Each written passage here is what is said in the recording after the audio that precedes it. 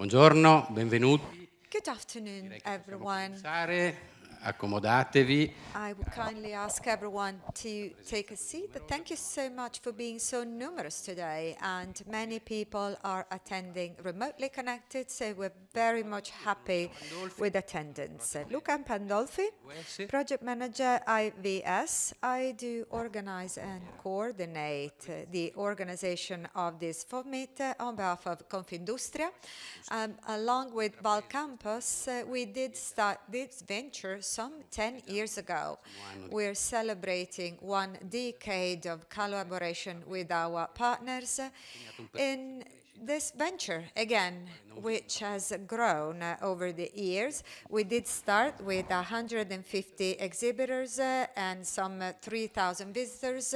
We did reach out to 200 with over 12,000 people visiting from many different countries. So we are glad to say that we just want to carry on this growth. Objectives for IVS 2024, 5th edition, no doubt are objectives which are growth related. And not so much growth from a size standpoint or associated to the number of events, which no doubt there will be many, but we want to grow in quality of a technical content. Mr. Apuzzo will tell us more about the project for IVS 2024. We want to increase and improve the standing of participants, of speakers, and we have a very beautiful example today of a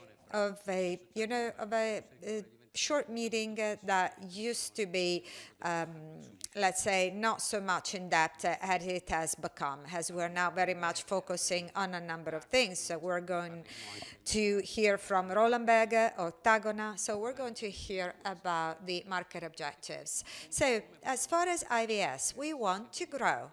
We want to become an international exhibition.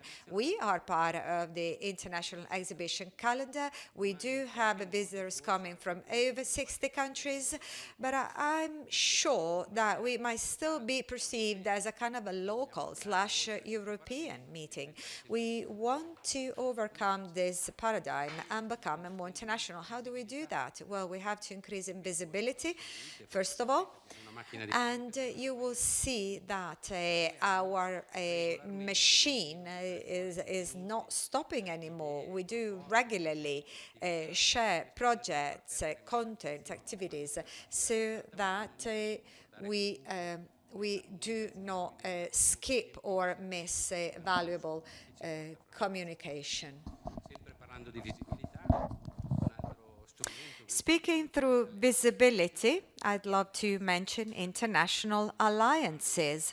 We do have some strategic partners with UK, Spain, and we're currently undertaking some new partnerships with technical associations, the European Sealing Association as an example.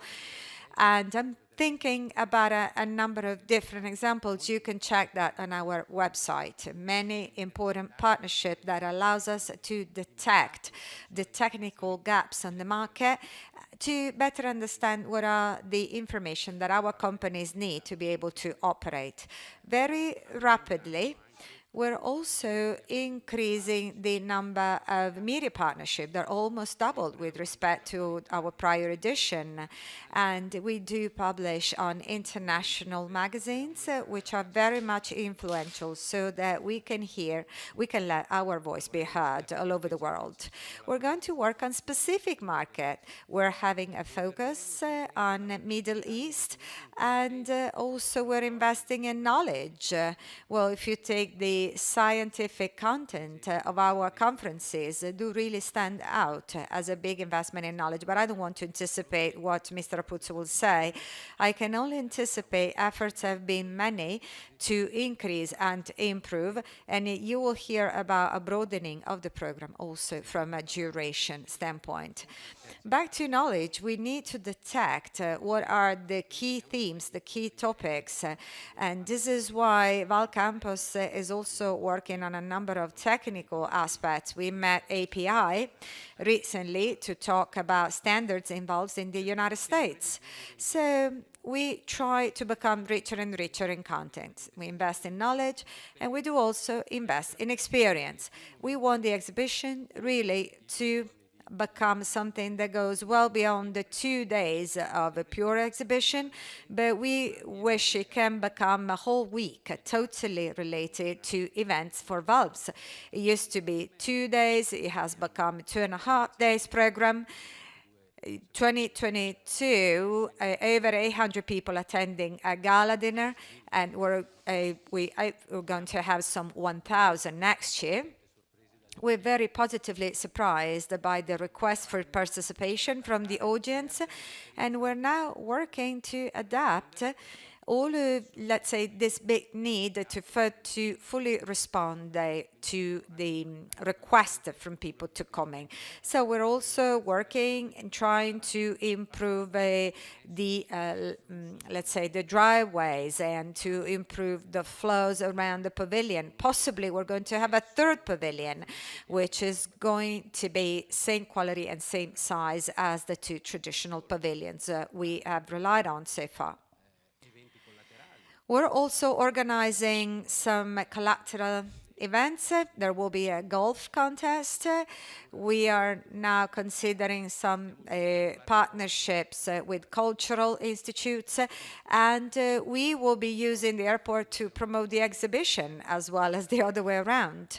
You know that we have overcome 40 million passengers this year in Bergamo, and people can fly from 143 destinations. They can fly to Bergamo, something that we could not even dream about not even a decade ago. 2 daily flights, 7 days out of 7 to United Emirates, and we can boost a number of connections through Dubai.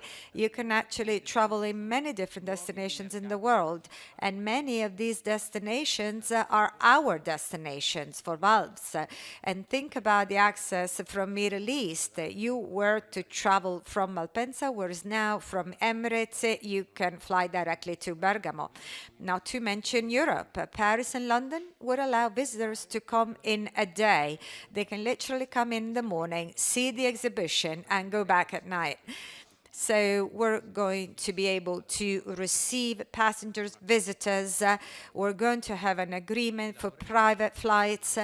And also, we will organize shuttle bus so that, let's say, connections from airport to exhibition will be easier. Also, we're trying to ensure some additional services in terms of, for instance, private shuttles which will connect and which will drive passengers from their hotel to the exhibition and back. Golf contest, I've mentioned, it started off as a very small contest. Now it's been highly requested, and perhaps we will have to leave somebody out. Unfortunately, we do have let's say, space constraint, and we will not be able to let everyone, let's say, join in the golf contest. Back to valves. This is what we're talking about. So through Italian companies, European companies, we are now promoting active participation of IVS. So not only we're inviting you so that you can exhibit your product in IVS, but we also support you in increase your visibility so that you can best organize collateral events. Think about the tens of thousands of visitors that we've organized over the years. Tens of thousands of people have come to the exhibitions, and they were then able to go and see the manufacturing sites, and then they were driven back to the exhibition site. So you can imagine how precious this can be, how effective this can be, rather than just showing product on exhibit. And this is because we can really showcase tradition, products, quality, And let me deep down to the Italian district. IVS is an international exhibition, but we're in Italy, and this is where we started from. We are working together with manufacturers associations and along with Val Campus, so that we can create and kind of develop a movement. Sizes matter, of course, and an increasingly competitive world is asking us to go through merger acquisitions so that we can grow. So SMEs, of course, are growing in size, and this is applicable to oil and gas and other industries where our valves can be used. This will surely mean that there will be some new growth dynamics, and meetings like today will allow us to have a better vision on the outlook. And Sisi Bellomo will tell us about commodities, what are the signals now for perhaps a price volatility, so a world that is becoming more difficult to rule and master, but I'm sure there will be some positive signals as well. I'm thinking about long-term outlook, demand for gas, which is growing up until 2040, new technology, new application. And I'll stop here and I will leave the floor to the next speakers. Thank you so much. We're happy to welcome comments, pieces of advice, and we look forward to seeing you all May 2024 in Bergamo, both for conferences as well as to exhibit. So thank you all. Have a productive meeting today and have a productive exhibition back in 2024. I leave the floor to Francesco Apuzzo, who's going to tell us about Valve Campus project for 2024, and right after, Sisi Bellomo will moderate the rest of the afternoon. Thank you. Grazie Luca. Thank you, Luca. Welcome, everyone.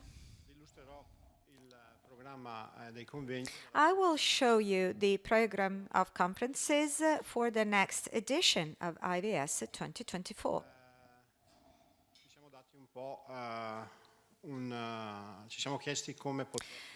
So, at the very beginning, we did ask ourselves, how could we develop and come up with a new offering for this upcoming exhibitions? And there were two guidelines that we wanted to stick to. One was educating from a technical standpoint and providing knowledge. And on the basis of these two kind of guidelines, objectives, we have started to develop our programming and offering. So the first thing that we were wondering about and we have asked about is to have more time available as well as more space available so that we can best express the potentiality of our conferences. And we've negotiated with the Fiera, and thank you, Luca, for being with us tonight. So we have the possibility to have a Tuesday afternoon, which will be fully devoted to conferences. It is a great quality leap forward because we will have the possibility to have more people on board, and around the venue there will be many people going around, and it was perfect. We thought it was perfect for us to have a Tuesday afternoon available so that we could upgrade the program of conferences, so that we could enjoy more and better. Because there's always been, it's always been observed that there was a time constraint, and unfortunately, it was not always easy to attend the conference. So this is the very first piece of news. So conferences will start on Tuesday afternoon at 2:30.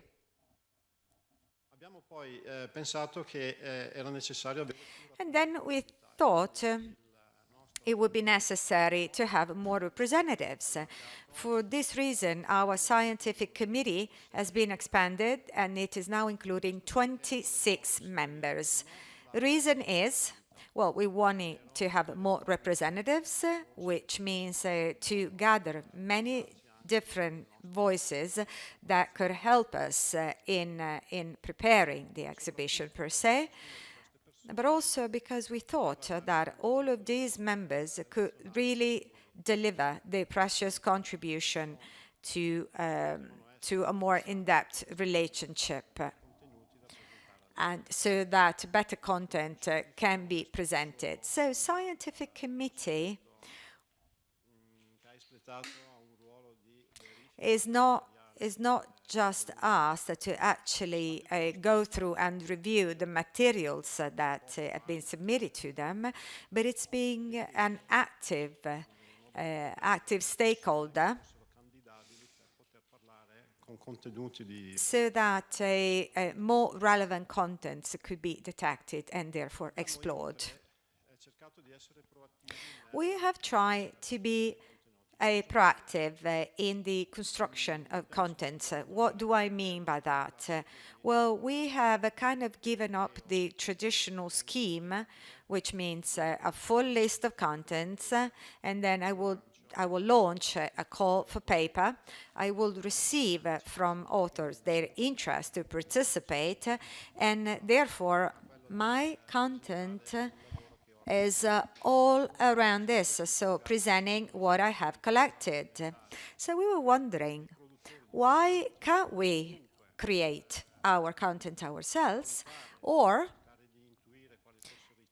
why couldn't we try to detect the new trends or some new themes to further explore and perhaps look for the institution or association that would help us in delivering all of these contents. We have therefore moved on to a self-production of content, and Valve Campus has then been, let's say, the author of a number of content, which I'm going to present, and they're going to be finally taken advantage of during the exhibition. Next slide, it says interaction with the authors. Well, this is going to be the 5th edition. We do now have a database of potential authors who have been contacted so that we could understand what kind of technical content could deliver. At the same time, when talking to them, we were trying to provide some kind of orientation so that they could deliver content that would be interesting to our audience. The program will therefore break down as follows: 3 pillars: roundtables, Valve Campus Academy projects, and papers and authors. We're going to hold 4 roundtables, 5 projects, 40 papers. Roundtable for Tuesday afternoon is going to tackle the Corporate Sustainability Reporting Directive and the sustainability report that many of our companies will be asked to provide within the first quarter of 26. It is quite a hot topic, I have to say, and let's say that around the table it won't be just an admin-based discussion, but we will try to understand whether the sustainability report can actually become a competitive advantage for companies who will file it. So the bottom line is, how do we make a sustainability journey more added value for all of those companies who will undertake it? The second theme, which is also quite important and I believe interesting for entrepreneurs, is the impact of energy transition and decarbonization on the valve equipment supply chain. This is key also, and this is something that Sissa Balomo will further expand upon, as well as by Leonardo Bonetti. He will talk about the market trends. It is inevitable that this transition will ask our companies to rephrase their sales offering, their strategies, to review their competitive positioning. So no doubt this is a topic that is going to be profoundly debated over the next few years, and we wanted to leave some room to it. Roundtable number 3 is a more technical roundtable, and in fact is going to delve on the additive manufacturing as far as the valve supply chain is concerned. It's now the 10th year that this new technology has been introduced into our world, and we want to explore whether the regulations and opportunities can be further expanded. The fourth and last roundtable concerns hydrogen. And in this case, as well, our vision will be that of offering technical and also outlook content as far as this market sector is concerned. Mr. Bonetti, in fact, later on will have a chapter of his talk that will delve on renewable sources and the type of production that is closer to our production, so valves and components. Because the other renewables, so sun power and wind power, are farther away from our main core businesses. Let's now focus on the projects that have been supported by the Val Campus Academy. The first sponsored project that will be presented at the exhibition is the creation of a mathematical model fit or suitable to calculate the GHG greenhouse gases of the Scope 3 section. It's a very important aspect because it will focus on the business carbon footprint. As you know, all emissions fall under 3 groups, Scope 1, 2, and 3. And Scope 3 is the one which is more difficult to calculate. So as an association, we decided to work on an algorithm that was specific for the valve supply chain, so as to allow our members to respect the Scope 3 GHG standards in a common line and a more simpler in a simpler manner. And Mr. Giorgini will focus on that. He is responsible of strategies and tools for sustainability reporting. Moreover, we also fostered another project that focuses on market trend information. Mr. Bonetti will focus on that, and he will give us an outlook in a 5 to 10 and even further ahead time frame concerning challenges and opportunities. So the outlook for the coming years, analyzing the context and trends of our sector. I've already had a preview of his work, and I'm sure that all of the members and associates will consider his work truly fruitful and helpful. Now, another activity was a focus on mechanical behavior of the polymeric seals at LH2 conditions. These had to be assessed at the same temperature of liquid hydrogen. So what did we do? We set up a partnership with 3 manufacturers. Each one sent their samples of different polymers. We sent them to the Aerospace Advanced Composite Materials, an Austrian laboratory that will give us a resulting analysis for the temperatures of minus 253 degrees, so compression and elastic performance of the polymers. And this is something that is highly technical and specific. It will be presented at the exhibition and then will also be published on our sector magazines and reviews. Another project, the master sealing training.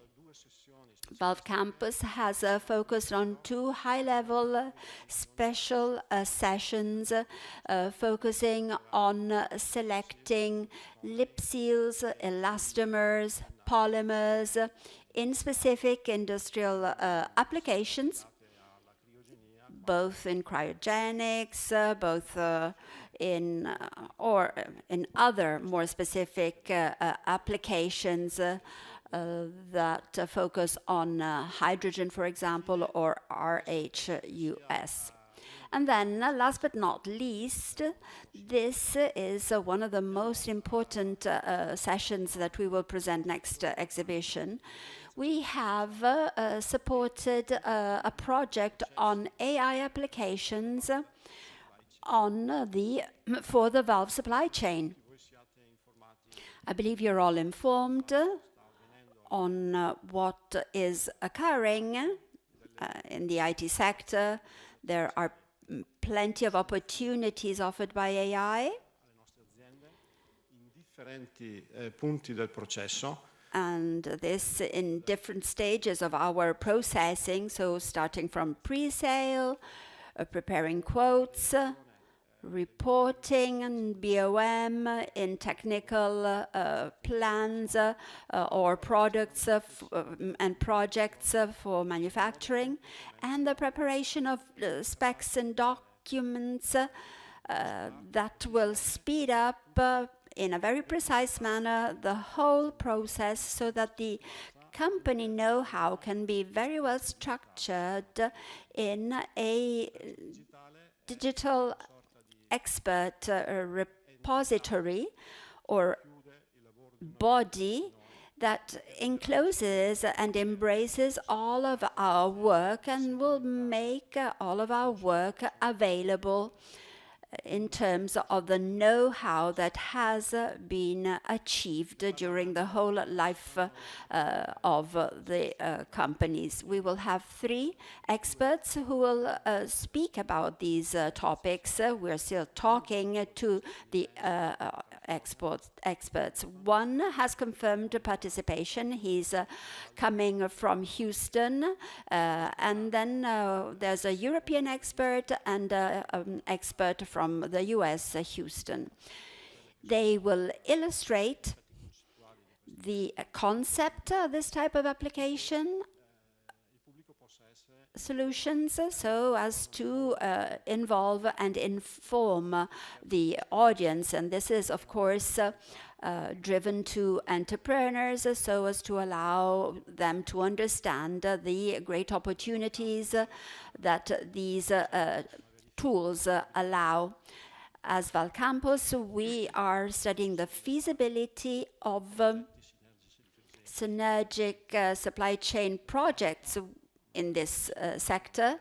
It's not easy at all, and it's not cheap at all. It has intrinsic difficulties, but nonetheless, this is something that we will have to tackle or face in the next 5 years.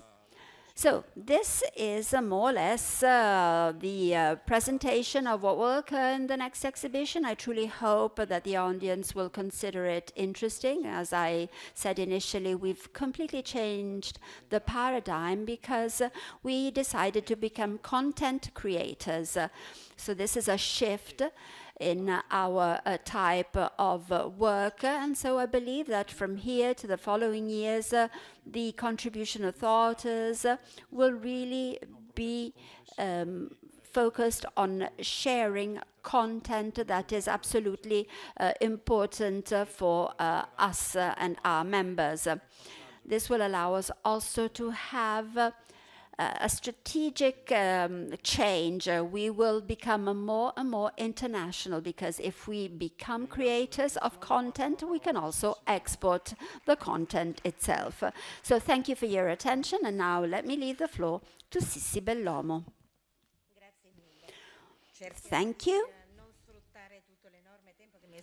I will try to avoid all this time that has been allotted to me, but there is in fact a lot I have to focus on. Probably you met me in the past. I work for Sole 24 Ore, the newspaper, and focus on energy and chemicals. Listening to engineer Apuzzo, really, he's a barometer, he's an expert. I give him some tips in terms of complexity, but he is really highly knowledgeable. And now I would like to also give you an outlook in terms of opportunities. Now, the present situation for oil and gas is truly particular, and for energy is truly particular for in this period. Of course, we have artificial intelligence. It will have to be embraced in our organizations so we work on hydrogen, clean gases, alternative energy sources. You are much more informed than I am. I'm not a technician, I'm just an observer, and I look keenly at what occurs around me. So as a journalist, let me start from what I have been recently reading. I was ironically smiling this morning when the International Energy Agency claimed Mr. Birol said, "It is the moment of truth.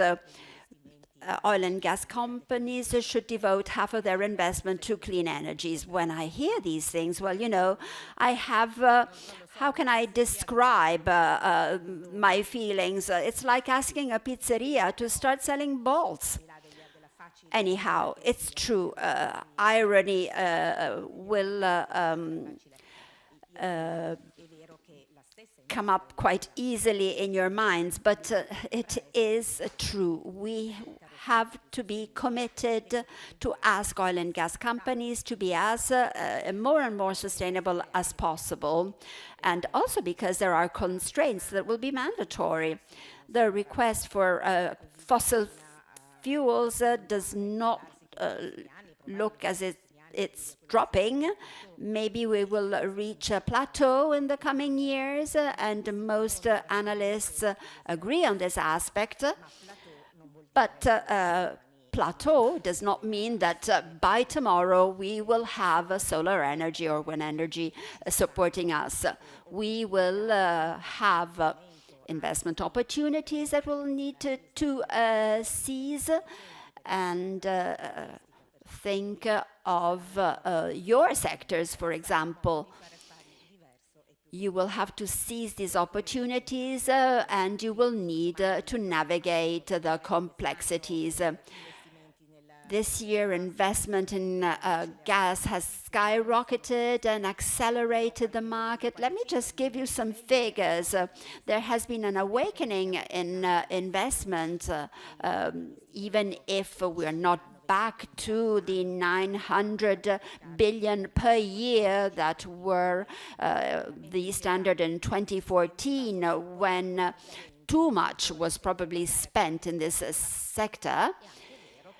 It comes clearly to the surface that we can achieve, according to IE, 528 billion. So this is a phenomenon that is underlined by many analysts. In fact, probably there is a very, very close and strong link with the geopolitical events that we have around us, and that have been clashing with our household expenses.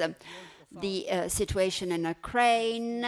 We had the sensation that we had to be very, very quick in investing in energy security. We had to combine diversification of sources of energy in different ways. So investment in renewables and investment in oil and gas have grown, and even the public opinion is more aware of how important these matters are.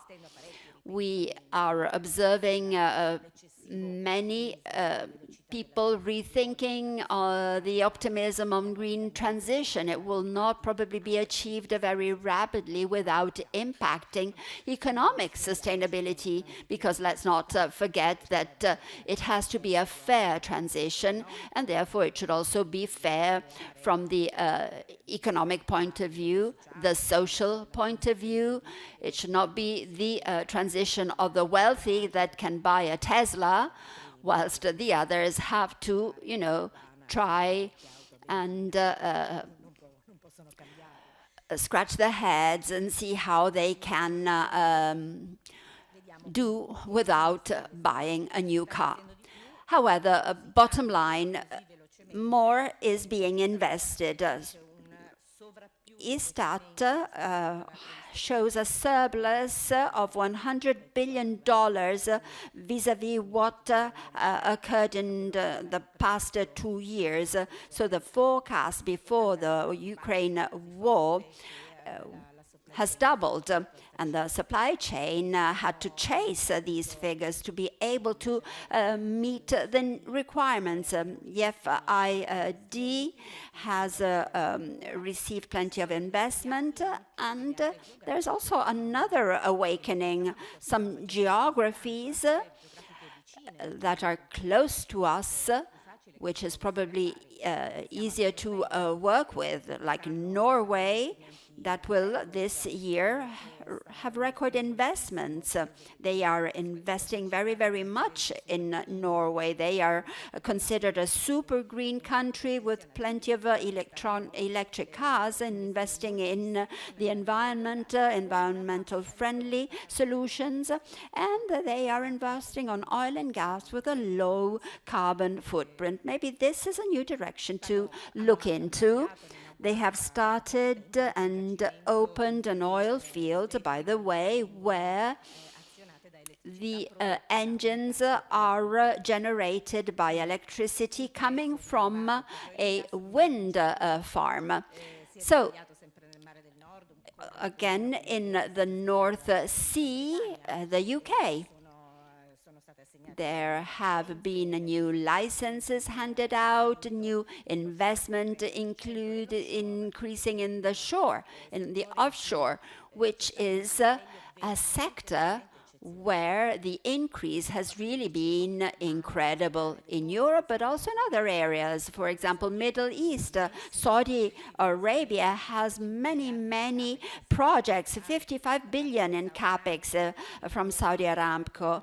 Meetings with the contractors and meetings with the suppliers. Saudi Arabia is truly very active in developing their oil fields and gas fields with the purpose of using the gas in their country and exporting oil. So oil exports are still required and in high demand.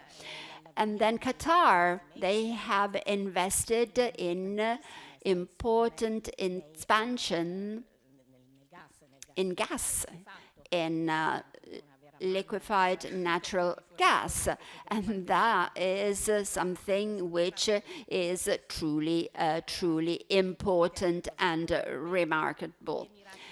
The United Arab Emirates, Brazil, probably it's a little bit more risky given the ups and downs in their investment trends, but there are 23 billion capex investment. Guyana, the new frontiers of oil, the US, where the request has gone beyond expectations for the interest of shale oil. And as a journalist, allow me to refer back to the news of the latest titles. OPEC Plus,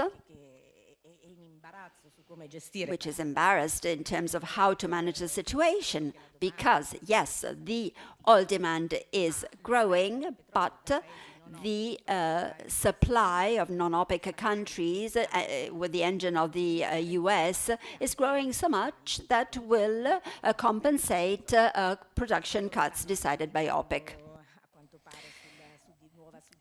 They are now having discussions in terms of how sharing quotas, and it looks like Nigeria, Angola, which cannot actually make it to the quota that they're supposed to, and they're now having big discussions around this.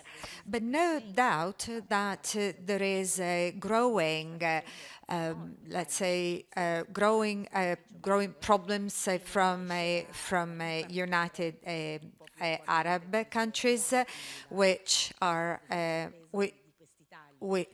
now suffering from the cuts, from the big reductions. And maybe this is not a mainstream opinion, but I believe that we might even come to a war of prices. And Russia, despite the sanctions, they keep producing more and more, and maybe they will be the harsh one, and they will let the oil price to collapse.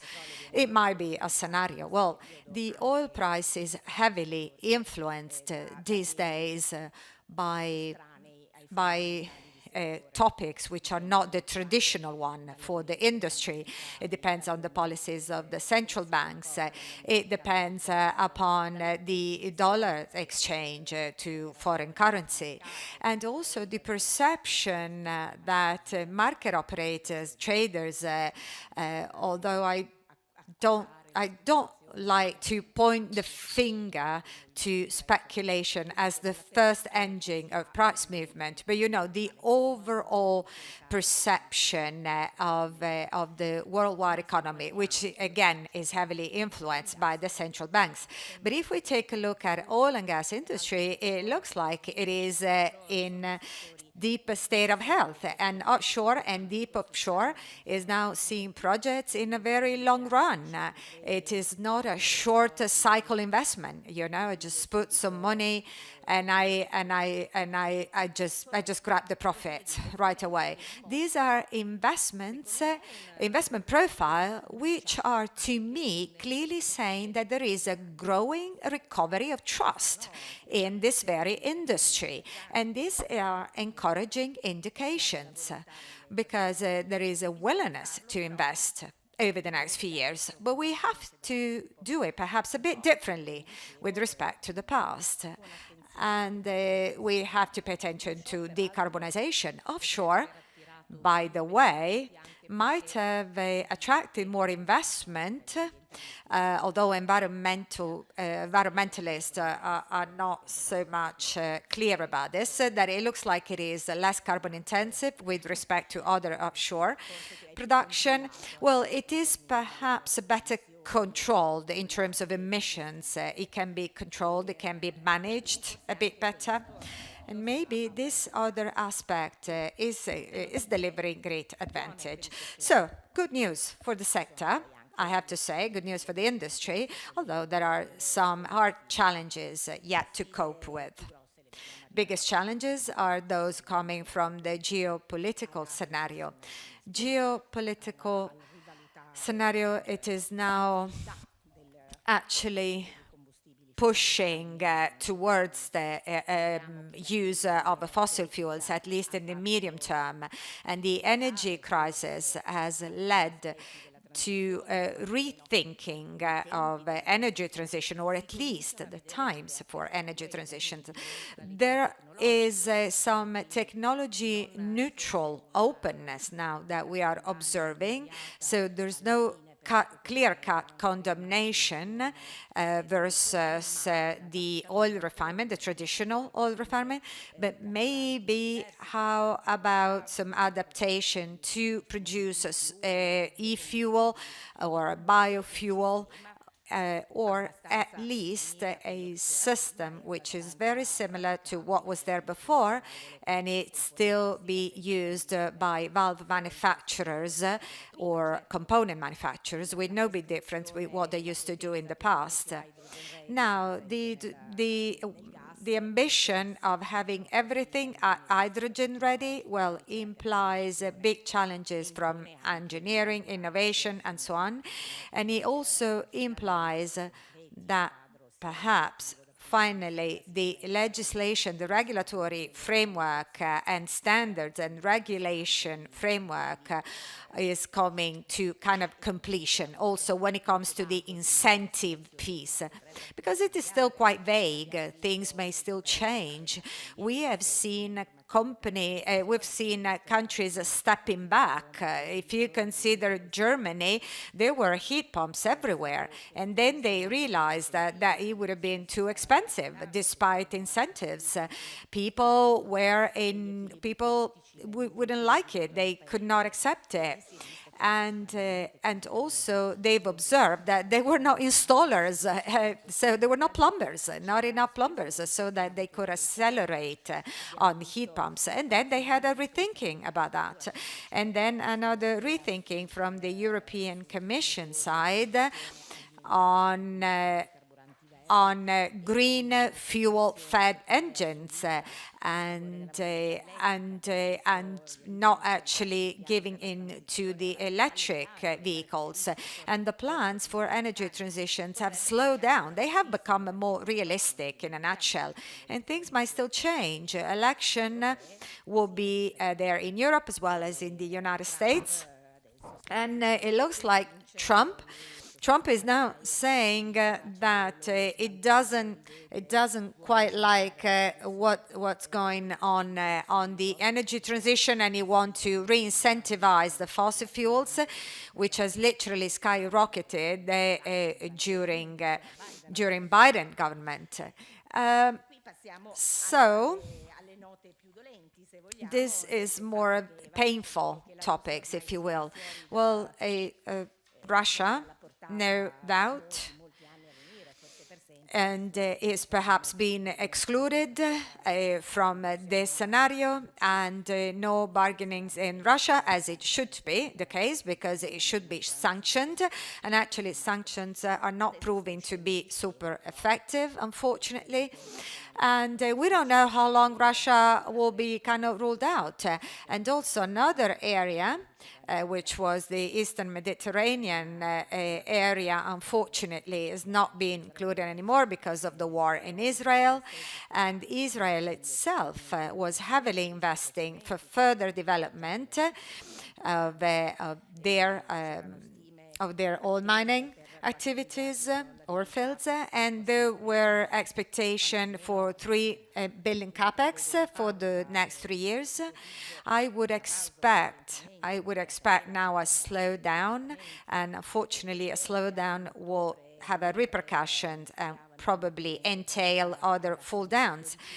Well, in October, when the war actually outburst, they were still providing 12 licensing for no exploration, and this is Israel, Lebanon, Gaza, where it looked like Gaza Marine would have been, let's say, executed soon. So I see no short-term opportunities, unfortunately. And this brings along a potential sunset for the East Med, the gas duct, the pipeline that should have connected the Eastern Mediterranean countries up until Greece and Italy. And that would have meant also the exploration of resources in Cyprus. Will there ever be a new interest for Cyprus? You know, people were considering whether or not shall we liquefy it elsewhere, shall we make an LNG installation here, and then we do reconnect to the pipe. Does the pipe go through Cyprus, yes or no? And Cyprus is stuck right now. And now, other than the geopolitical scenario from a war standpoint, some additional complications are coming from a growing trend which have to do with local content. According to OECD, from crisis of 2008, over 240 localization measures have been introduced. And this is not only oil and gas, but oil and gas has been heavily included.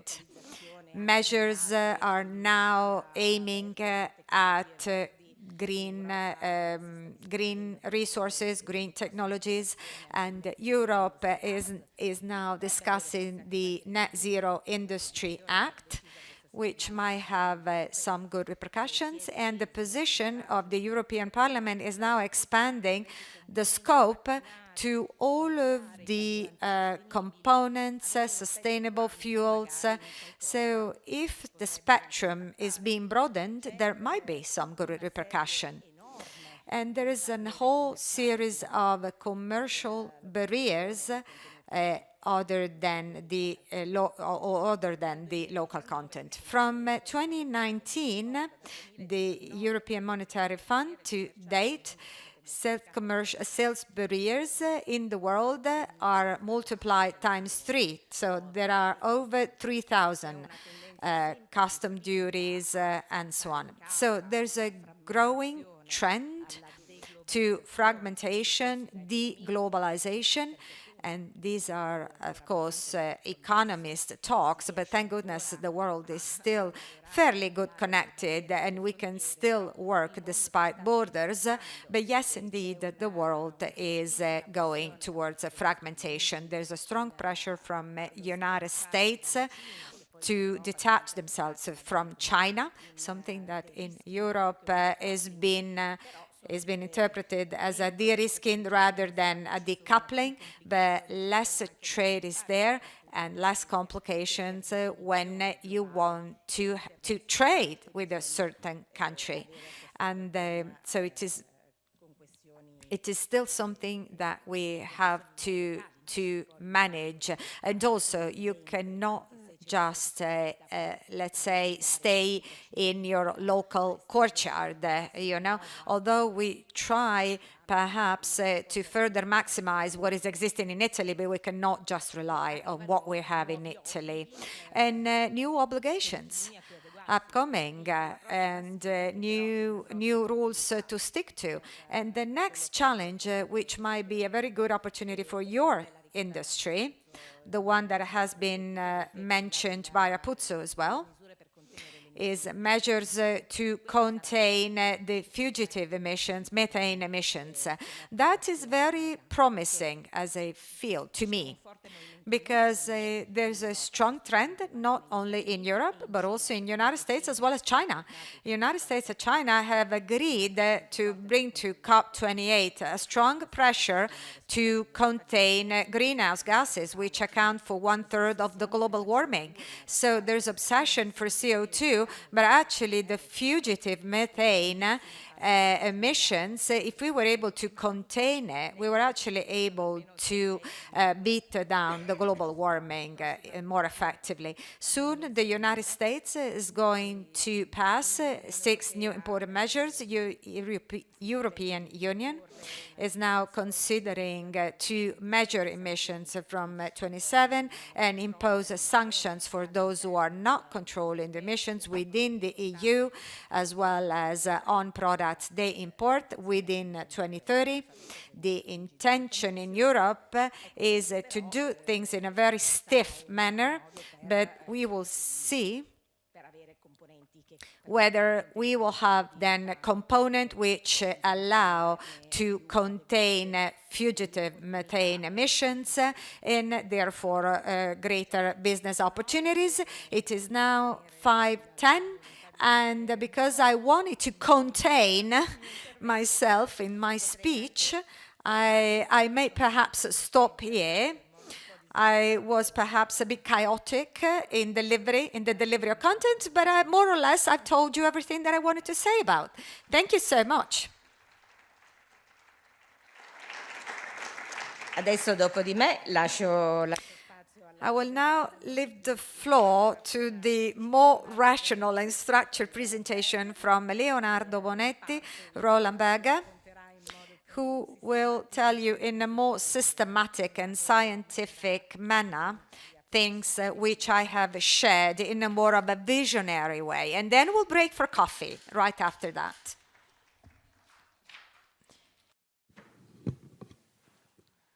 Grazie Sissi, grazie a tutti. Thank you, Sissi. Thank you, everyone. Let me introduce myself. My name is Leonardo Bonetti from Roland Berger. For those of you who don't know us, we do provide strategic consultancy next to top management of companies, international companies, when it comes to these topics. We will be sharing today some hint on your reference market. And more specifically, we're going to look at perspectives on core oil and gas markets. We're then going to have a look at the, let's say, a second chapter, which is the outlook on growing markets. And then we will spend some time on the possible implications on the market as well as on the players within the market itself. Last but not least, we'll go through some priorities which we see coming ahead. Well, first of all, I'd love to start from the core market. To start with, prices, price volatility, starting from 19 to 23, you can appreciate there has been quite a significant volatility on oil as well as on gas.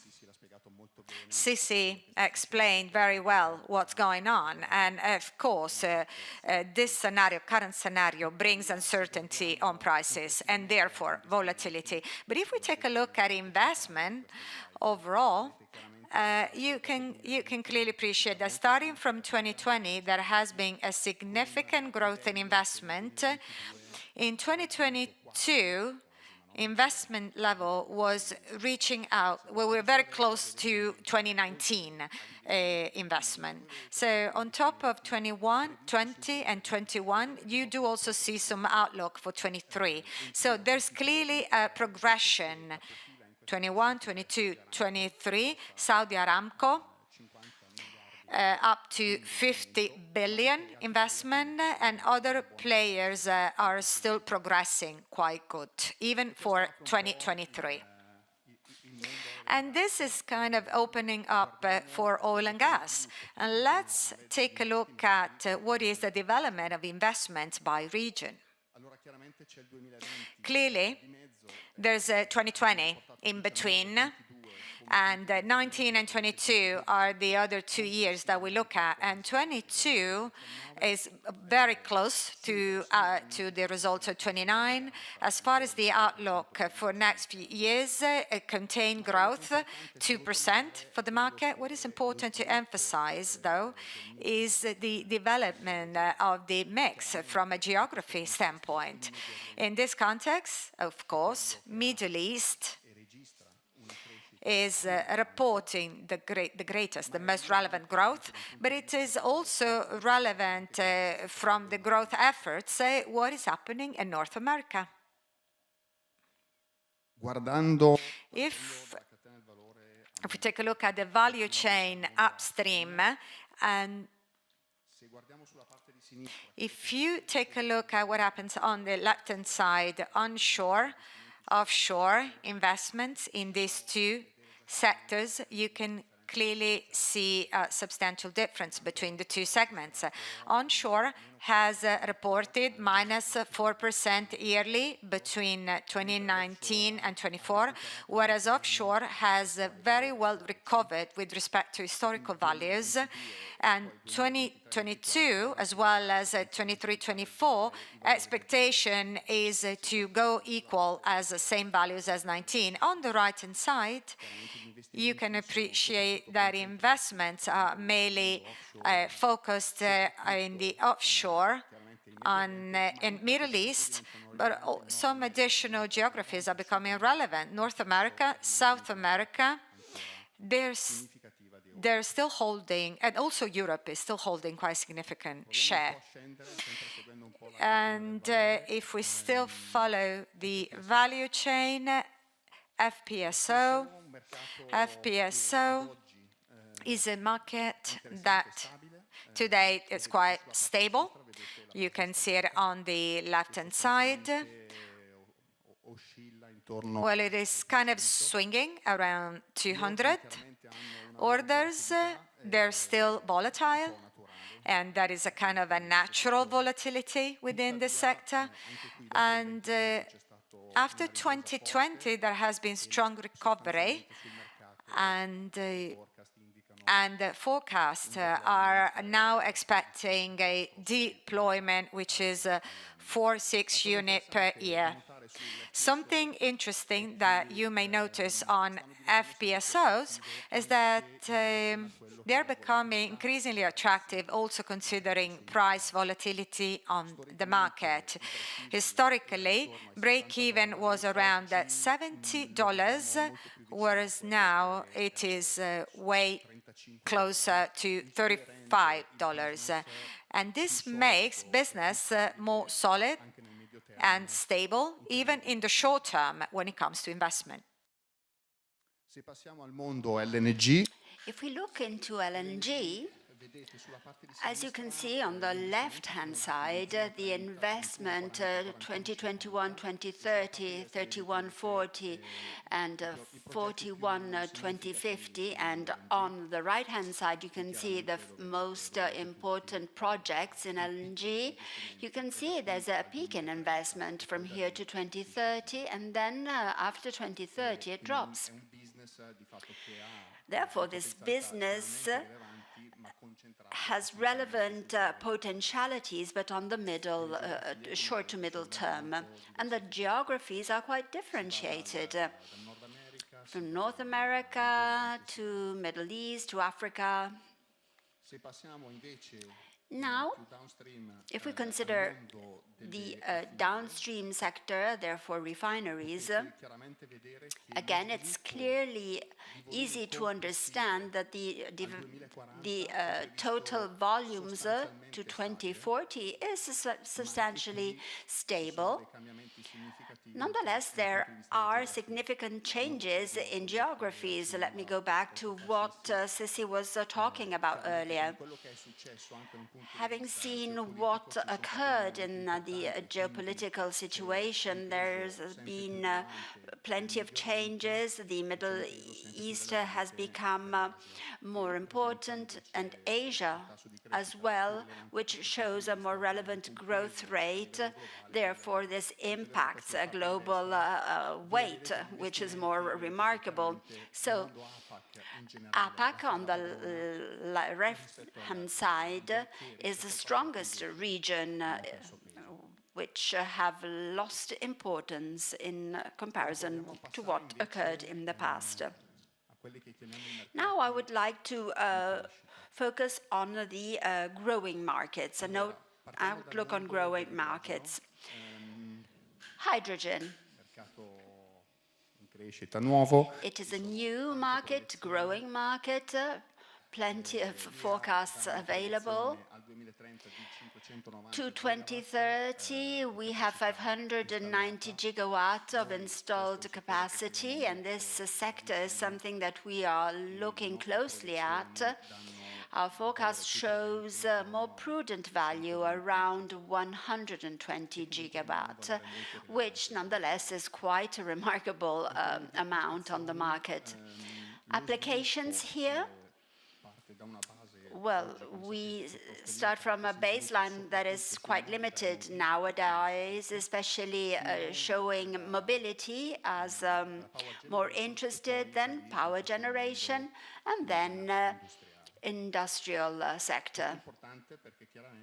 These applications are important because not all sectors are important for you in the valve sector.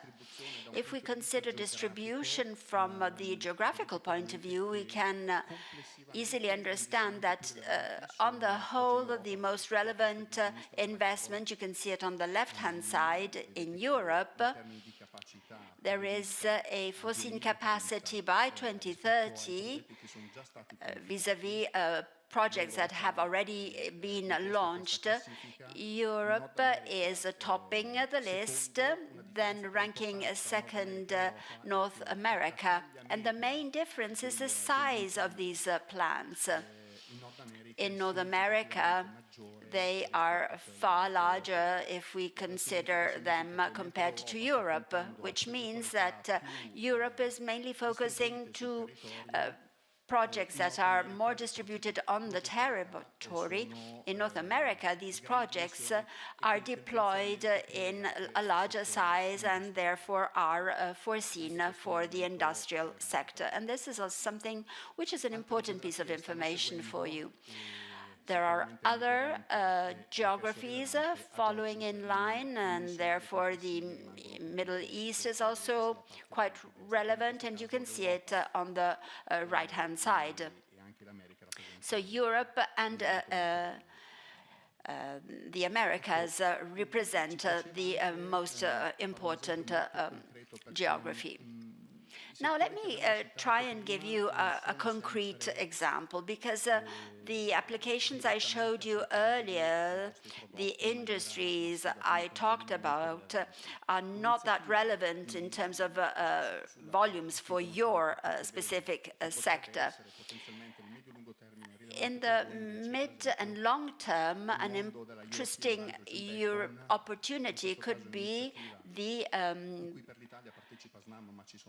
EHB initiative, but there are more players interested in this.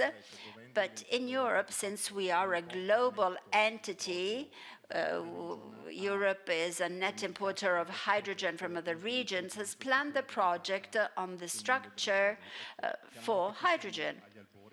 So this is at the initial stage, of course, but there are highly ambitious targets that want to be achieved, and this is an important piece of information for you, for your sector. Now, moving on to another market, which is quite new, the carbon capture, CCUS. Well, here there is a lot of interest, but it is still developing. It's not as ahead as hydrogen, and projects still depend on local regulations and, of course, cost on CO2. Local costs. So there are many other components that make or may not make this sector interesting. The most relevant projects are in North America, as you know. They are the trailblazers here.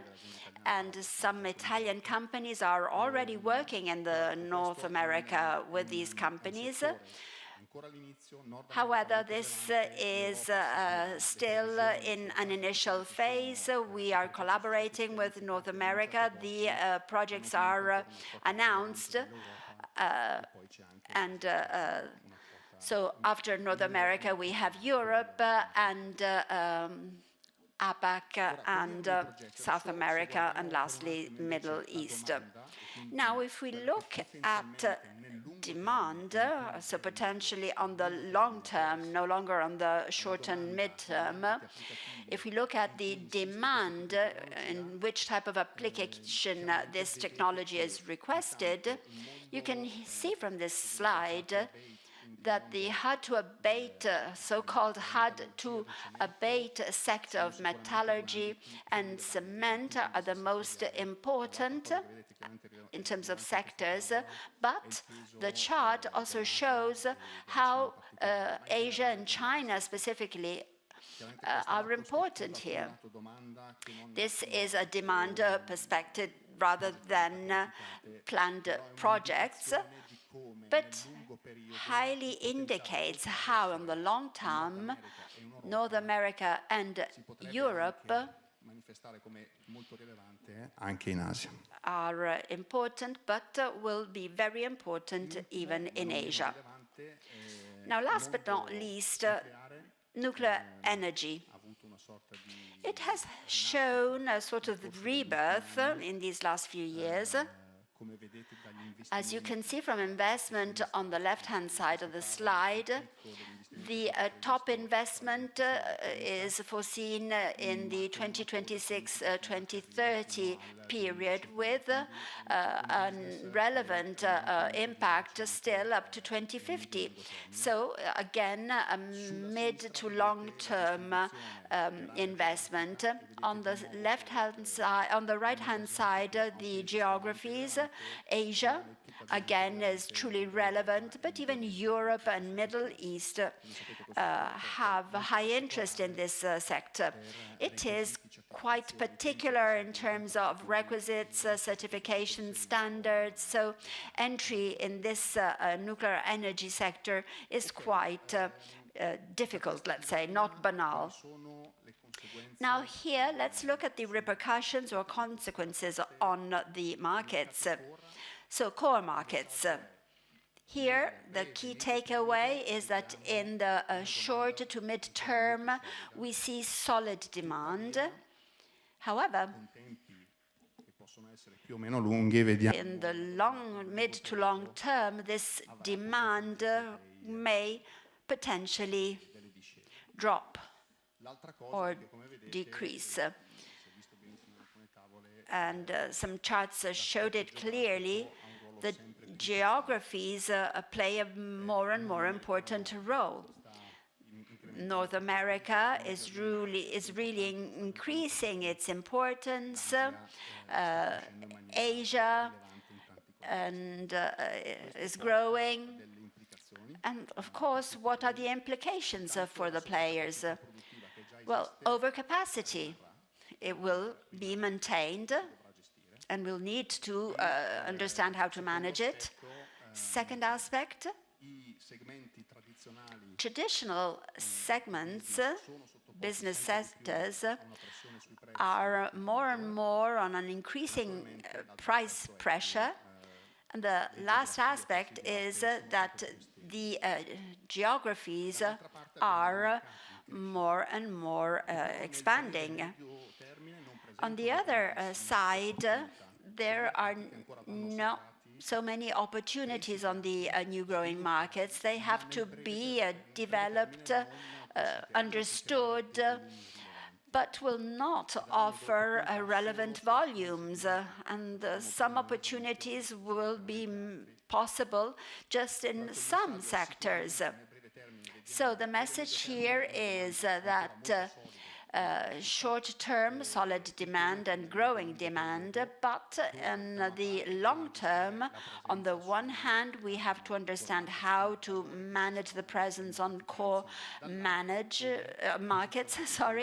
and how to position ourselves in the new growing markets. And now,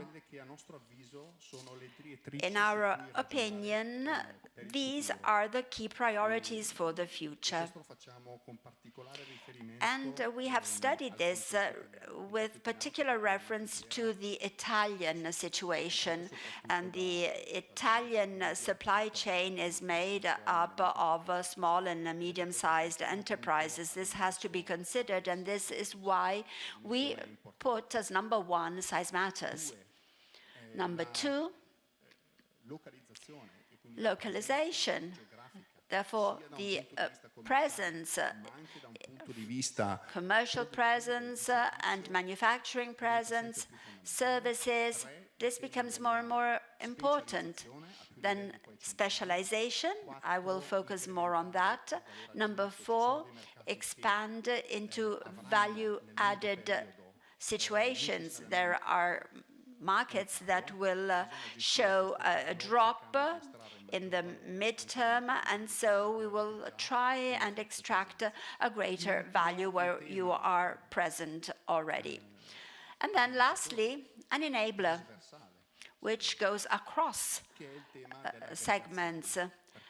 And this is the so-called aggregation.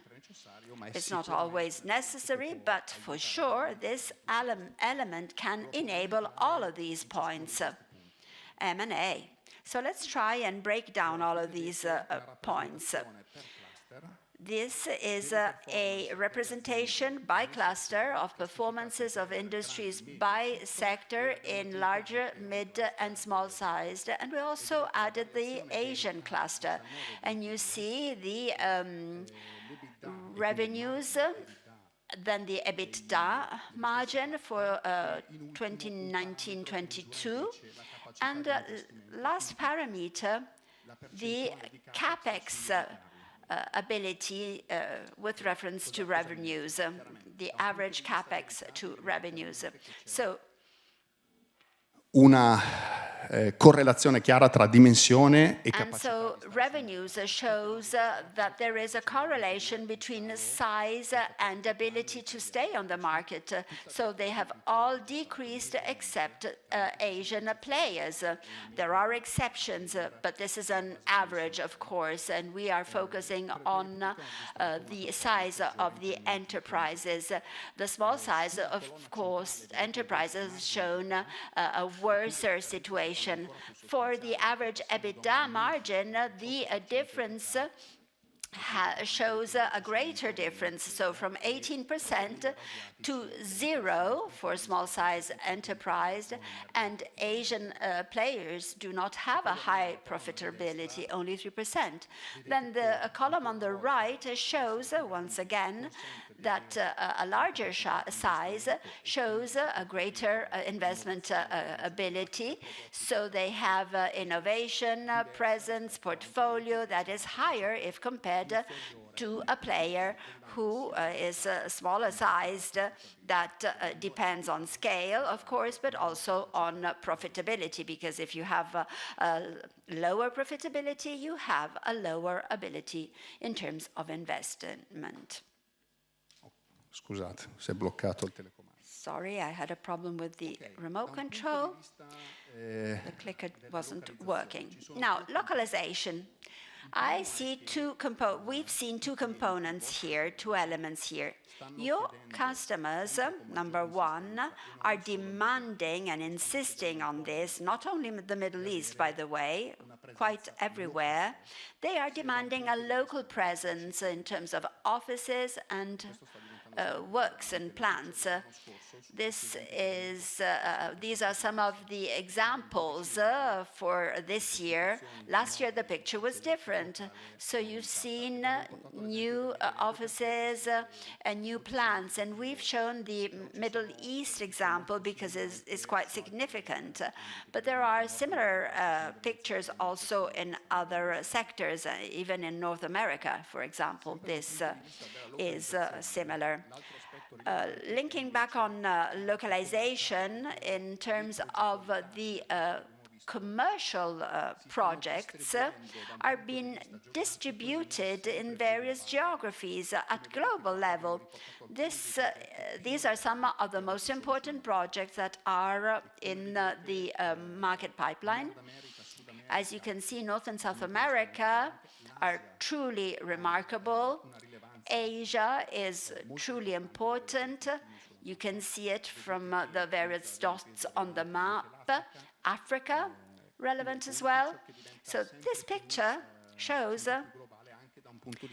that the global projects become more and more important and requested. Now, specialization. Here again, this is considered very important because specialization shows how performances can impact profitability and revenues. So we have given the onshore, offshore, refining and nuclear.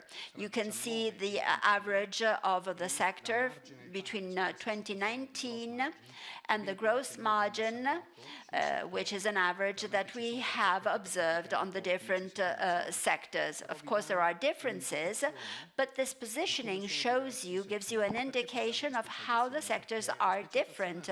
And why do we focus on specialization? Because this is required from the business point of view. So I focus my commercial efforts, my portfolio, manufacturing on one sector rather than another. And then there is a second level of specialization, which focuses on the product itself. So basically, what am I offering to the customer? Something that is generally not available on the market, something that my competitors are not doing in Asia or elsewhere on that same business. So there are differences here. Sisse was mentioning offshore earlier on versus onshore.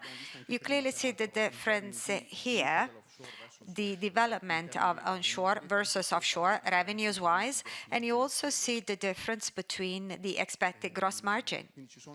So there are significant differences, and this is perhaps an important aspect that is relevant to the companies we work with, but even more on the small sized, because if you can't be generalist, then you have to understand where do you want to invest the few resources available. The next aspect we mentioned earlier, the added value. What does it mean here to talk about added value? Well, it means that whilst I was historically working on the sales of products and services, whereas now the development of big players or even medium-sized players who are very active on the market, well, the bottom line is that they keep enriching their offering with new components, the so-called bundling, valves plus actuators. Here, there's an example. But as you move upward, you might have integrated solutions. You might have some very specific integrated solutions, example, HIPPS, and therefore new services, perhaps some IoT enabled or digital centric. But these are enabled once you make this step. Clearly, this journey is a long journey, and it is also very difficult for big players. It is even more so if you're a small player. And this brings me to my very last point for my presentation, that is the aggregation topic. Aggregation, which of course is extremely relevant, it has become very relevant on the market in Italy as well. Italy has been very active on this segment in this past few years, and this means that many companies in Italy are now clearly preparing the ground for the transformations which we've seen a moment ago. So why we're talking about M&A? Well, because when it comes to geographical coverage, investment, size, and investment to enrich and broaden your offering, well, that is all very difficult if you're too small. Then what is it that you can do? Well, M&A is a solution, but it's not always easy to execute. And not necessarily a company will be attractive enough, if it were standalone. So they have to start building some collaborations. They have to develop an interesting ecosystems on the market so that they might become appealing from an M&A standpoint. M&A is still crucial. And why is that? Well, because if I go back to this point here, well, the size matters. Size is what allows actually the possibility to go through point 2, 3, and 4. And if you want to grow, M&A is almost necessary. So my piece of advice and the recommendation that we're happy to share is M&A. Well, you should consider, perhaps if not M&A directly, you should consider more collaborations, partnerships. That is very much the first step if you want to open up this new chapter that might actually take you to M&A at some point, and it is an extremely important step. And let me bring back the slide I showed you. So the segment is very much alive. The most relevant in 23 is being Balan, but it was stopped, as you know, for other reasons. Ok, Okay, credo di aver chiuso. I think I'm done. Thank you.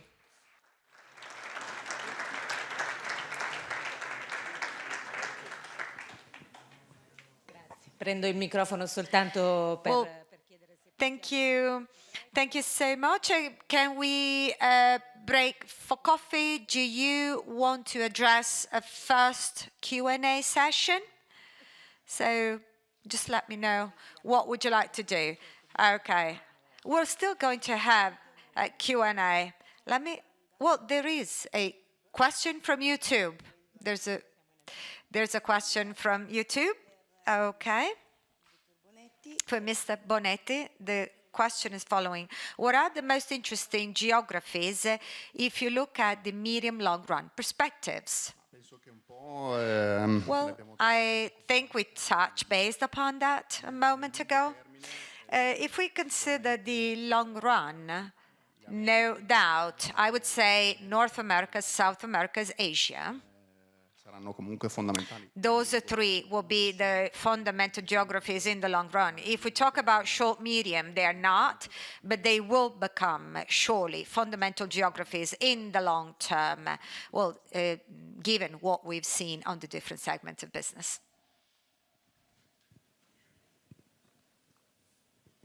Abbiamo qualcuno in sala con qualche altro... Do we have a question out curiosity from anyone in the audience here?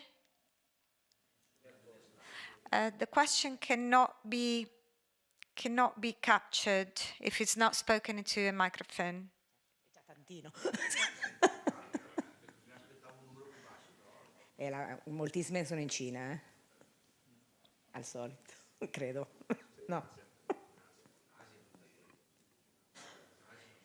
E in Asia in generale. Sì, no, Torno un attimo. Well, No, è andato, non posso. Comunque era in Asia, diciamo, un buon 40%. well, I would say is Asia, 40%, and there's still quite a relevant amount in Europe. Europe is still quite relevant. 22-23, se non sbaglio. 22, 23, I think it was Asia, and the rest is well distributed.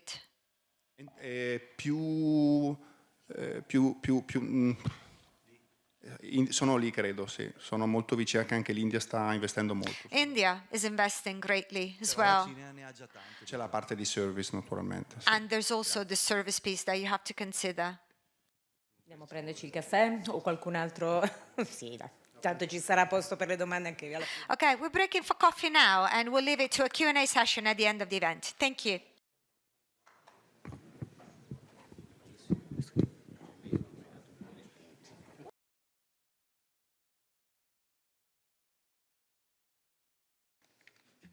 Eccoci qui, spero che siano rientrati tutti in sala dopo il...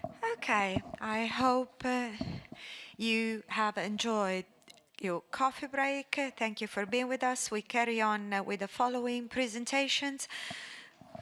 Now, for a last-minute problem, we do have one speaker remotely connected, Costantino Ferrandino, Senior Consultant from Octagona SRL, Geographical Diversification, 3P Logistic, the entry ticket to the United States. He'll be talking Italian, though, although the title is in English. Thank you. Thank you. Allora, grazie a tutti. Thank you so much. And apologies for not attending in person. I was hopeful that I could survive to COVID, but then COVID hit me. And so apologies also for my voice. I will try to be as bright as possible. Andrei avanti con la presentazione se ci riesco. Okay, let me... Pregherei la regia di farmi vedere lo schermo, quello che si vede, così riesco a... I'm struggling to see the screen. Okay, now this is fine. Thank you. So as Sissi said, we'll be talking through geographical diversification. So was the strategy to enter the United States, was the entry ticket, and how can we make use of logistics and not only? So let me just rapidly introduce Group Monfiglioli Octagona. We do work with the medium-sized companies. Stakeholders are entrepreneurs or the first line of report. As you can see, in the United States, which is what I'm going to talk about, we've been there with three operational, let's say, venues. Okay, this is a kind of introduction, although this has been heavily and extensively presented by Sissi and Leonardo, so I would perhaps just focus on some of the topics which are reconfirming what they said already. So, reduction of emission. This is an important trend, which is also very much existing for United States. All new projects that have been mentioned by the prior speakers, well, no doubt that they will undergo this new trend, so the emission reduction, which is becoming increasingly important.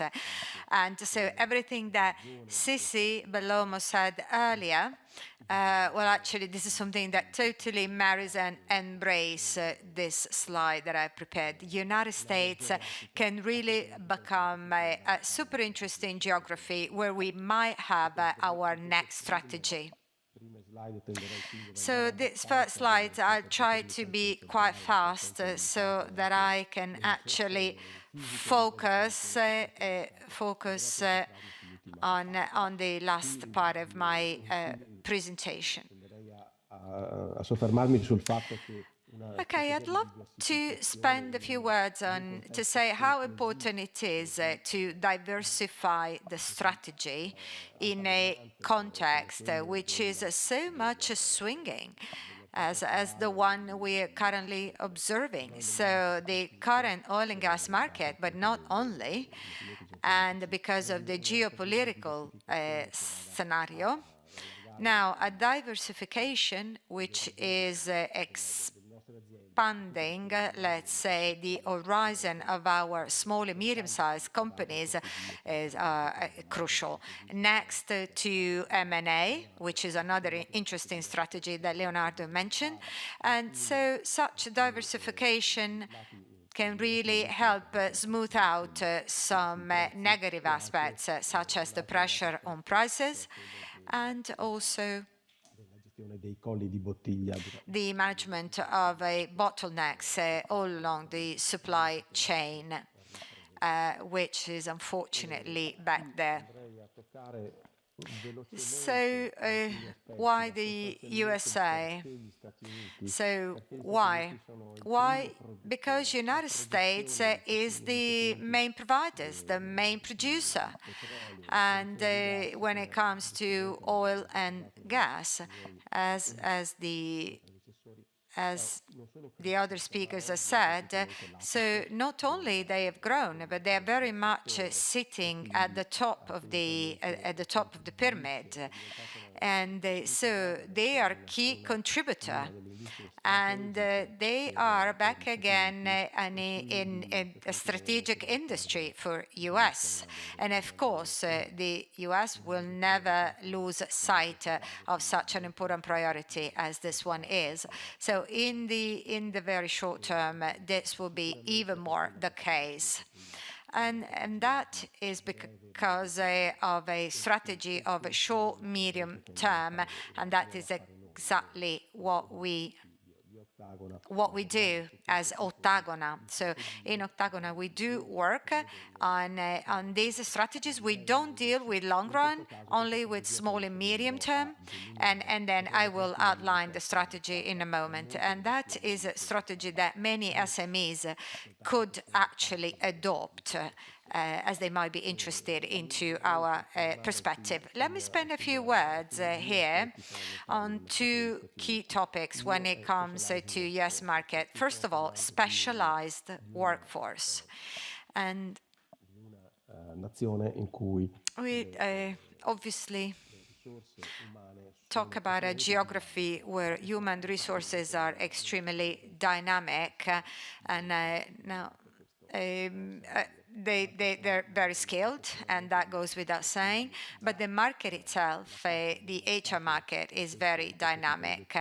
So when you want to attack such a market, you have to bear in mind that your workforce has to be well-trained and highly skilled, and they are extremely dynamic. Another aspect that you have to bear in mind when approaching the United States, maybe not in the super short term, well, is the incentives and foreign investment that each city, county, and state in the United States are happy to discuss about on a one-to-one basis, not through generic tenders, but they very much appreciate negotiations, one-to-one negotiations, even with companies which are small-sized.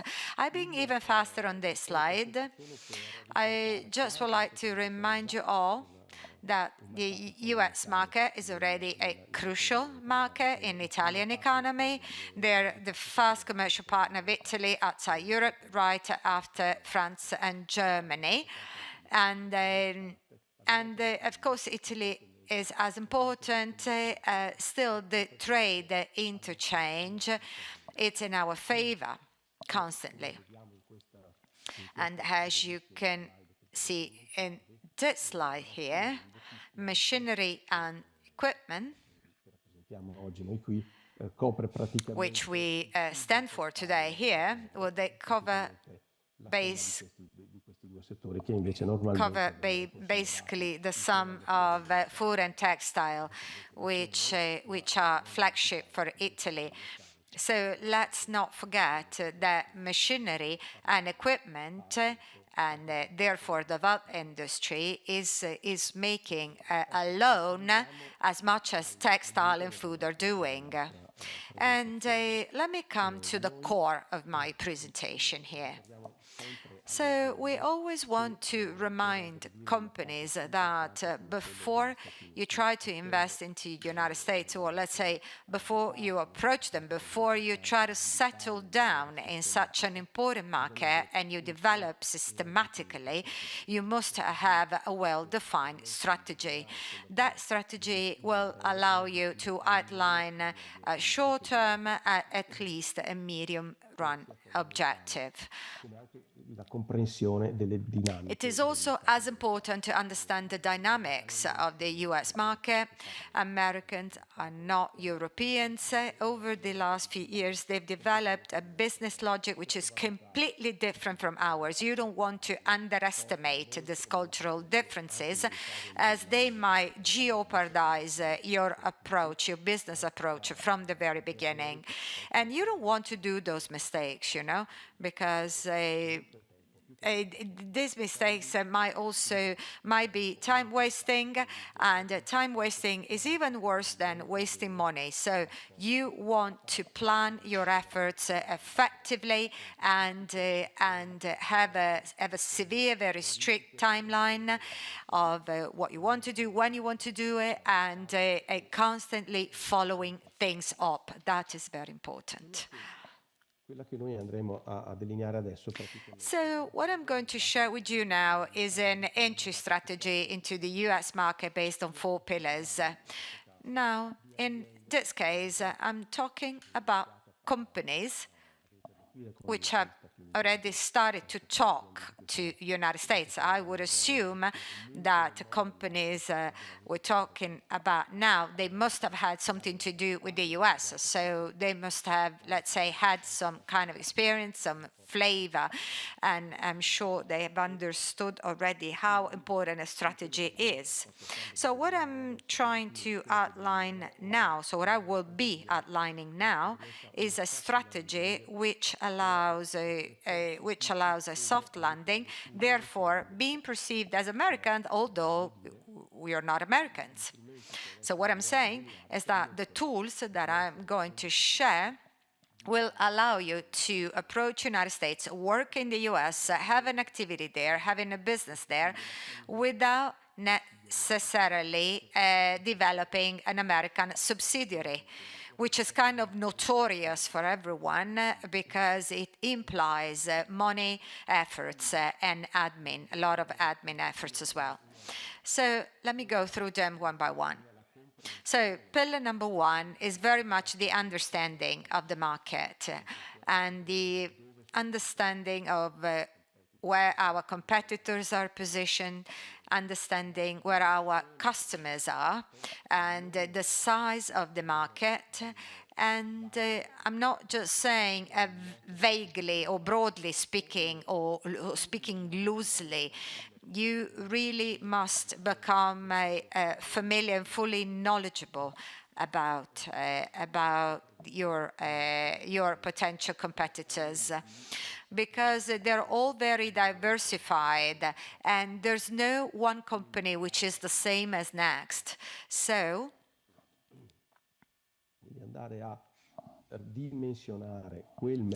therefore, being, let's say, succeeding in understanding very well how is the market made of is already a good step.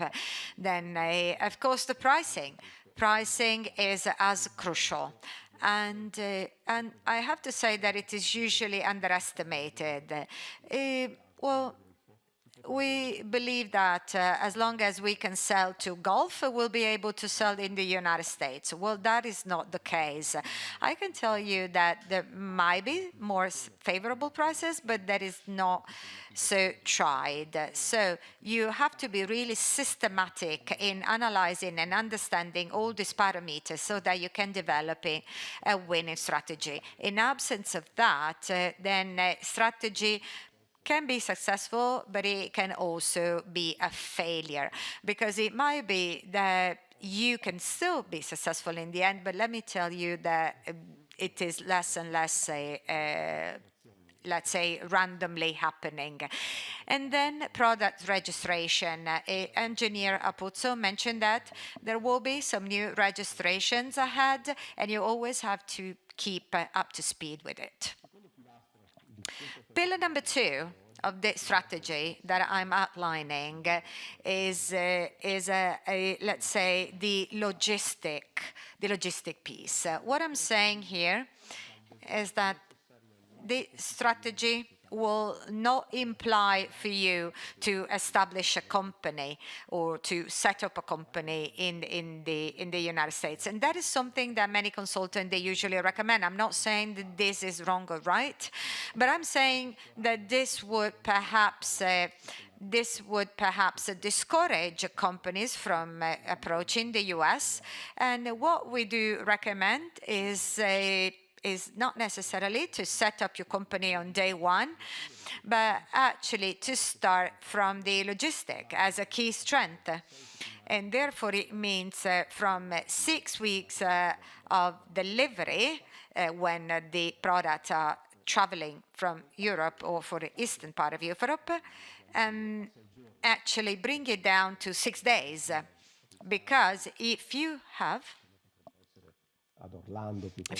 a warehouse in Orlando, Florida, in the extreme southeast part of the United States, in a matter of few days, you're able to reach out to Portland, for instance, or Houston. So the strategy of the geography of the, let's say, the ideal location, it is also extremely extremely important. So when it comes to the logistics, again, it has to be found in the closer, let's say, hub, so that it may reach out all the relevant destinations in a matter of few days. Of course, it is necessary that this logistics has to be fully integrated with the reporting that we have in Italy, and through a deposit account, we will have a green advantage of being operational in the US without being looked at by IRS, because that we're not yet being considered as a stable organization, with all the relevant repercussions that you can imagine, as well as the repercussion on the Italian tax. And then from a logistics standpoint, let me show you here what are the 4 applications that you want to start from. So, because of course, as you move forward, the cost will increase. So, see if we're starting from a free trade zone, 3PL, so punctual management of the market through the free trade zone, and then 3PL. Once again, to ensure a soft landing, to approach and be there with the logistic organization. And then again, of course, for a break-even standpoint, once you are on a break-even, which allows you to rent your own logistic, then of course you will pay lower cost for logistics, but you will have to handle a much bigger load, much bigger efforts in terms of managing products. And then, of course, we come to step number 4. At that point, we have already set up the company, and at that point, I do have my stable organization in the US, and the one thing that I have to understand is how many services I'm already managing in that country. So this strategy, as I said, relies on 4 pillars. This is pillar number 3, so the ongoing business development. This strategy can be very helpful for small, medium-sized companies, which either they have very well. Let's say they are very well organized internally, and of course they are happy and they are ready of developing a good sales organization on site.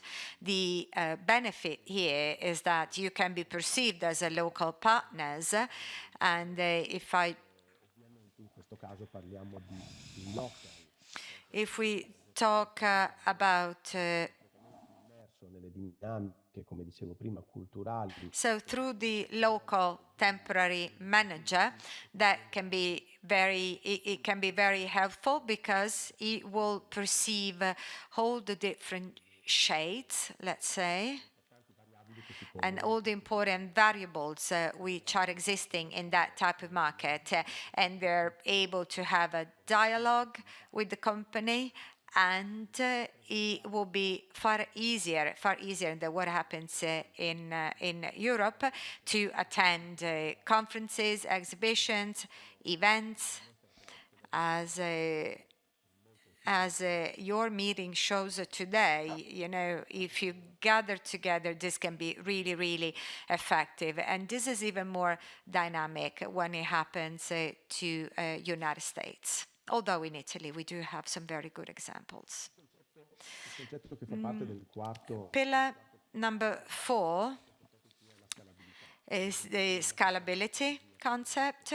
As I said earlier, this is a strategy that allows you to approach the United States with the soft landing. I'm not setting up a company, but I do have logistics available on site, which is making my level of service to the customer perceived as very good, very high quality. At the same time, I do have a sales activity ongoing, which makes it very possible for me to be there and to be contacted. So, for instance, you can have your own phone number starting with 01. But of course, you must have a scalability idea in your mind. So you have to consider the next steps. They have to be planned ahead, and this is something that we have already tested with a number of companies, and this is becoming kind of fruitful after a couple of years. So when I say scalability, it means that at some point you will have to decide to set up a company. This means that you have to have in mind a business plan, a cash flow that covers a 3-year period. And then, of course, you have to focus on recruitment, because hiring in the US, especially today, also in the past, is truly, truly something that is a sensitive phase. If you go wrong here, you are going to lose plenty of time, too much time, and time is precious. As I've showed you in the previous chart with the third-party logistics system, once you start hiring, you will have to lease your own commercial space, your own leasing logistic space, and this is something that will become crucial in terms of your future success. Now, to recap my whole strategy,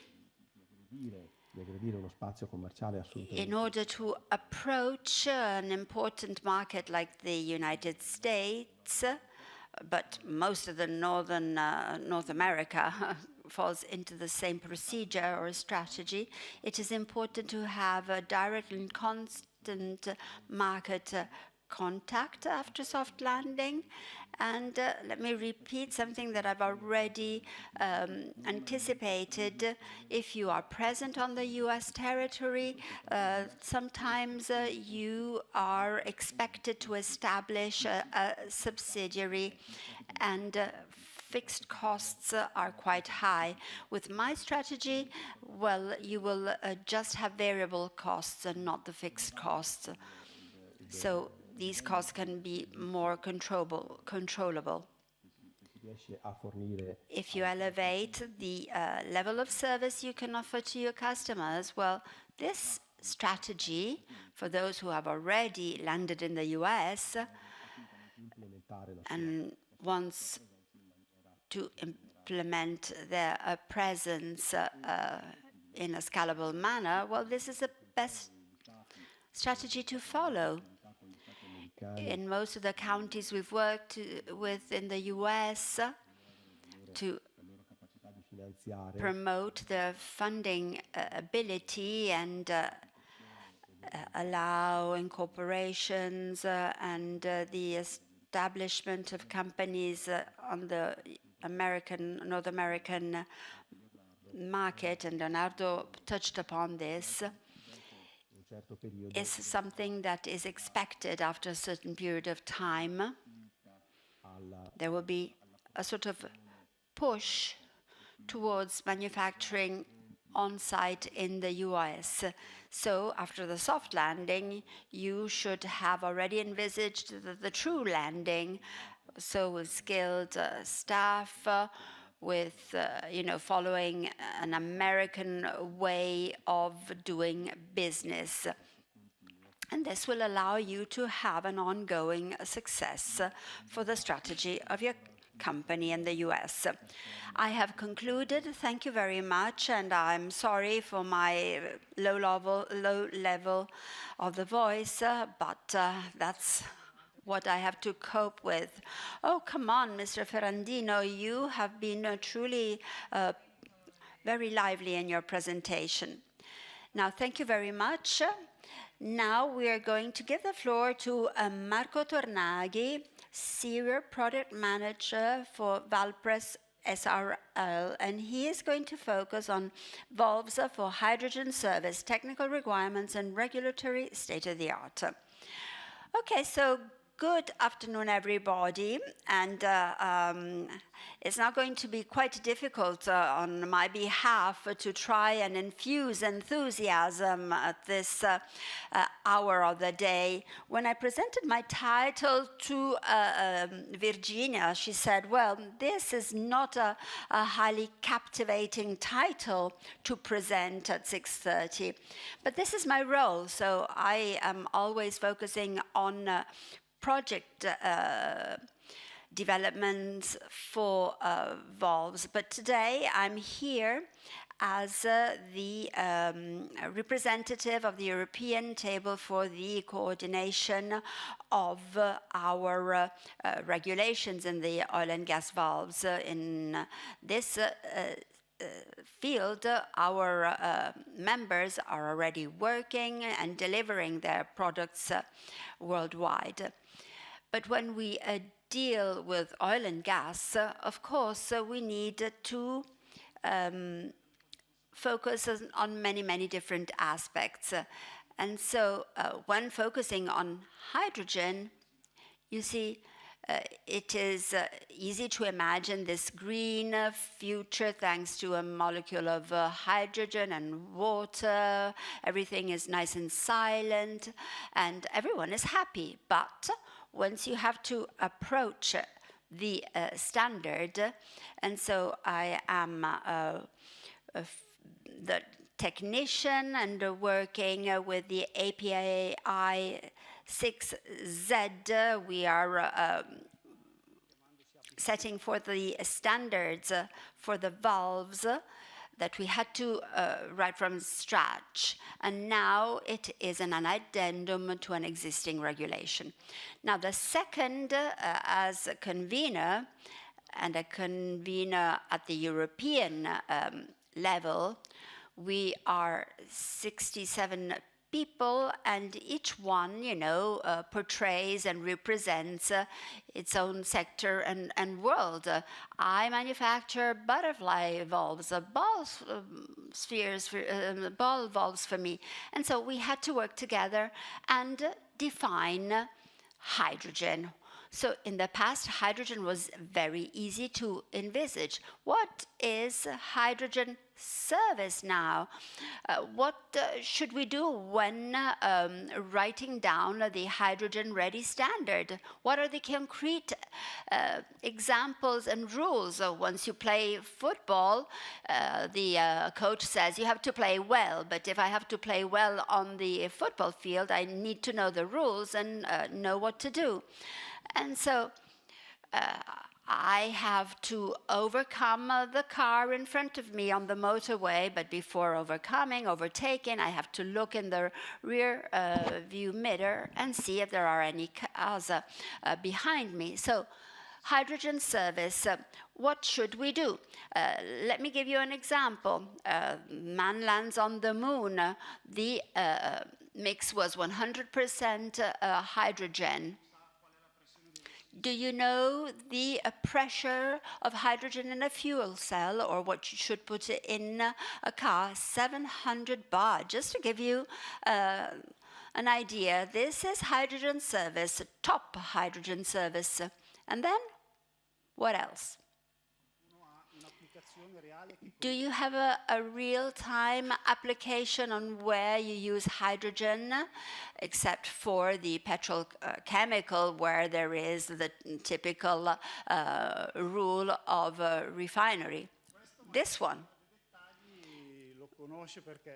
You might know this one because You might recognize this. It was in an Ozpetek movie. My sister wanted to introduce me to movies, and I stole this frame from a film of Ozpetek. So in 1920, 1930, you did not produce with a methane pipe. You manufactured with a system that was German, and it was made from coal. And there was this slight detail. It also had hydrogen. And I discovered this by chance because during an inspection in my company, we manufacture valves for gas distribution in cities. And so I was looking up this aspect, and this is why I became a convener. And so at the beginning, I was not feeling that well in my shoes. However, I was told 50 years before, my teachers told me that in city fuel mixes, hydrogen was present at 20-30%. Why should it be a problem now? Why do we need a standard for hydrogen? And I said, wow, that's interesting. I didn't know that. So hydrogen was with us, and we had no problems with that. And this is an article written in 1991. I am a pretty curious person, and this article was written in 1999, where the US government in 1968 had already prepared a protocol in case of failure of the lunar mission. The moon landing had been authorized with a success probability of 50%. Come on, 50%. So the probability that it could go wrong was 50%. And in fact, they had a protocol, and they had to probably come up with a press release saying we were unsuccessful. So when I read that, I had the inverse idea come up to my mind. We've always used hydrogen, but we have changed. Why should we write a standard? To go to the moon and land on the moon, so to include hydrogen in our technology? Come on. We cannot have these percentages of failure. We want it to be super safe. And so let's move on to the next step. What is the hydrogen service, and what should I guarantee for the safety and security of this technology, for this service? And this is the title of the standard. The API standard says service at normal temperature. These are the Americans. What is normal temperature? So not high temperatures and not cryo temperatures. For Europe, it means for hydrogen application, so a generic title. So the standard. I have finished my introduction. I was probably a little bit boring up to now. So we have to define scopes and highlights. So in Europe, it has to be a performance standards. I don't demand anything. You can manufacture your valve, and it has to pass the test, and we will write the rules of the test. Then the second one is a design. You shall make this valve for this application. This is the test. But it's not written anywhere that it should go one way or the other. It can be a mix. It can also be both, one, the other, or both. This is a starting point. Now the next step. Last year, the Italian government came up with a decree where it states that natural gas in our households, we can accept the hydrogen mix at 2% with no other added request. My interpretation was, well, 2% was an impurity, and now we consider the fact that it's up to 20%. And if we consider the consumption of gas in Italy and hydrogen in this 2%, it would be a gigantic figure. The common practice is to consider the energy requirements in the summertime when we use air conditioning. And so we have to generate electricity in a renewable way and in an abundant way. But now I wonder, what is the pressure of natural gas in the city pipes used by a family? 25 millibar. 25 millibar equals to the difference between a day of sunlight and a day with rainfall. The European standard or regulation defines the pressure directive and equipment directive when the overpressure is 500 millibar, 0.5 bar. So hydrogen in the city at 2% or 4% or 10%, is this hydrogen service, yes or no? Is there a risk, yes or no? Le applicazioni di un The elettrolizzatore. application of there are two ways to make hydrogen. Let's simplify. I have a methane molecule, and I eliminate carbon, and I have hydrogen. We don't like it, it's methane. So green hydrogen, I take water with an inverse battery. Instead of eliminating current, I add it. So from one part, hydrogen evaporates and the other oxygen. And Italy has a history in this because we manufactured oxygen for the healthcare industry. And so we already have the technology available. But after the user of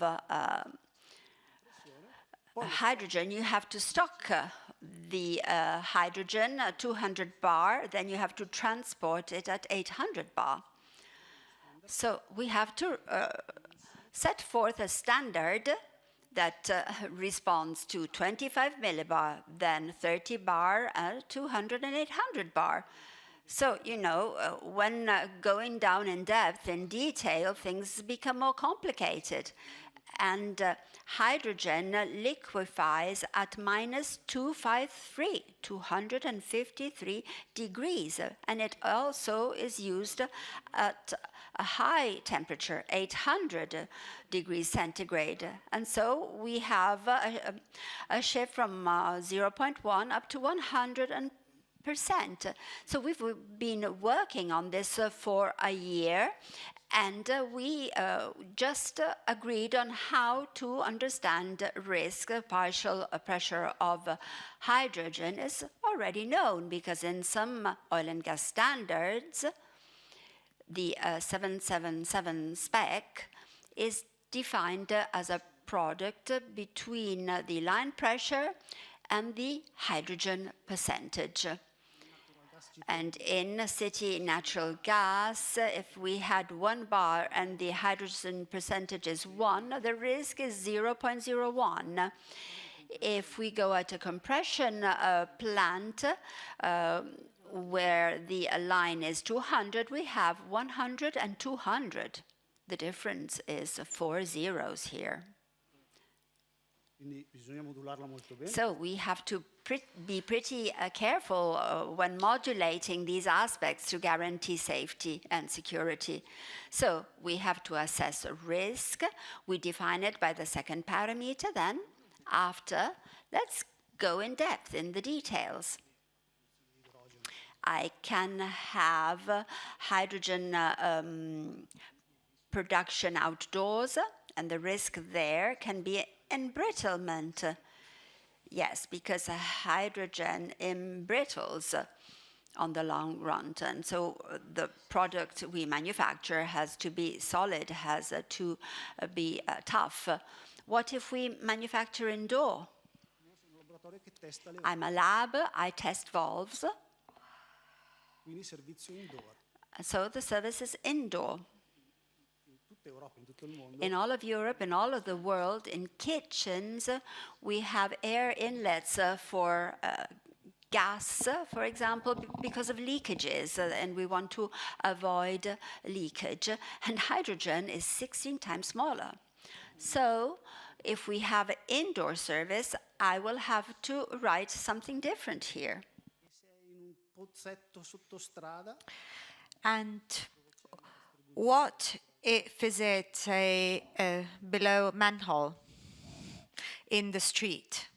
in un contesto in cui c'è delle scintille, And what if I have a chemical issue?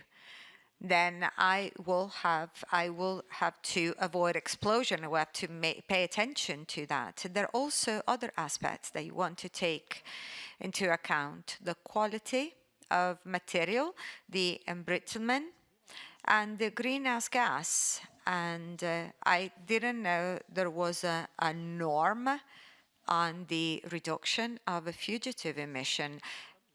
If hydrogen is a greenhouse gas, then we should also include hydrogen there. se io ho una valvola che deve chiudere un servizio in linea, If a valve should close a line, well, let's bear in mind the hydrogen as a smaller molecule with respect to the molecule you use for testing.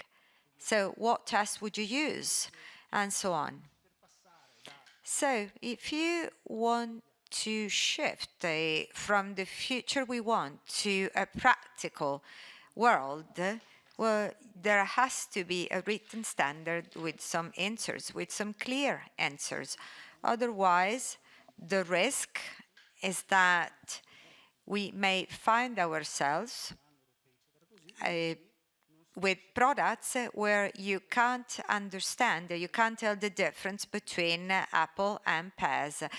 So there has to be a clear marking which is stating the level according to which we will be executing all of that. This is my final slide.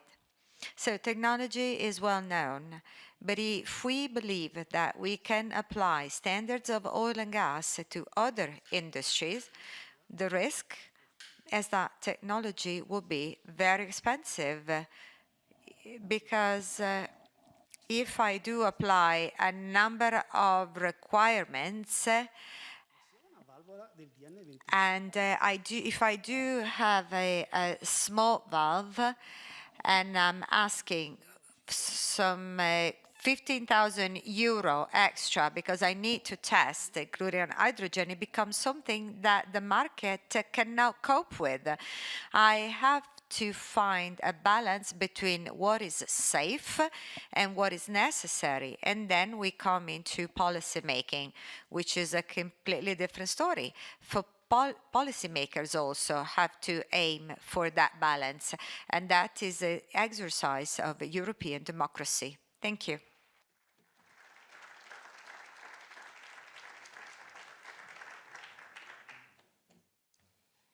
Grazie, tutt'altro che noioso, anzi io sono rimasta affascinata e Well, that was very interesting, and kind of it kind of struck me what you said. So this, as small as we're doing, it is still standard free, right? So there's no standard yet.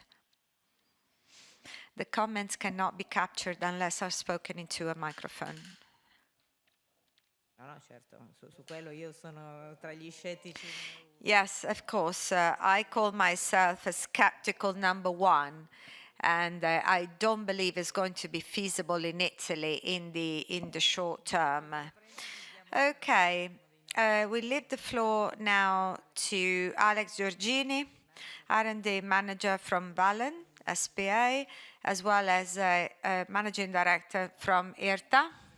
Strategies and tools for sustainability reporting in the manufacturing industry.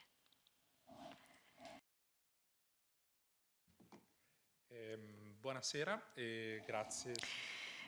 Good evening, Sissi. Thank you. Good evening, everyone, and thank you so much, Sissi, for the kind introduction, and thank you for participating into this interesting event. So my talk will touch base a topic that has been, let's say, dealt with by prior speakers, and that is the sustainability topic.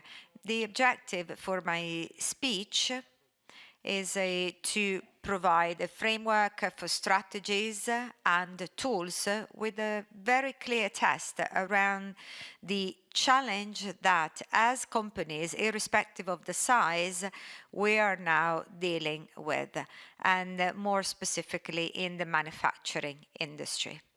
So the subtitle of my presentation, I've used something quite strong, which I would like to substantiate now with my explanation. I said it is an irrevocable imperative. So it sounds very sharp, but let me substantiate this terminology with some comments. Well, a short introduction of myself.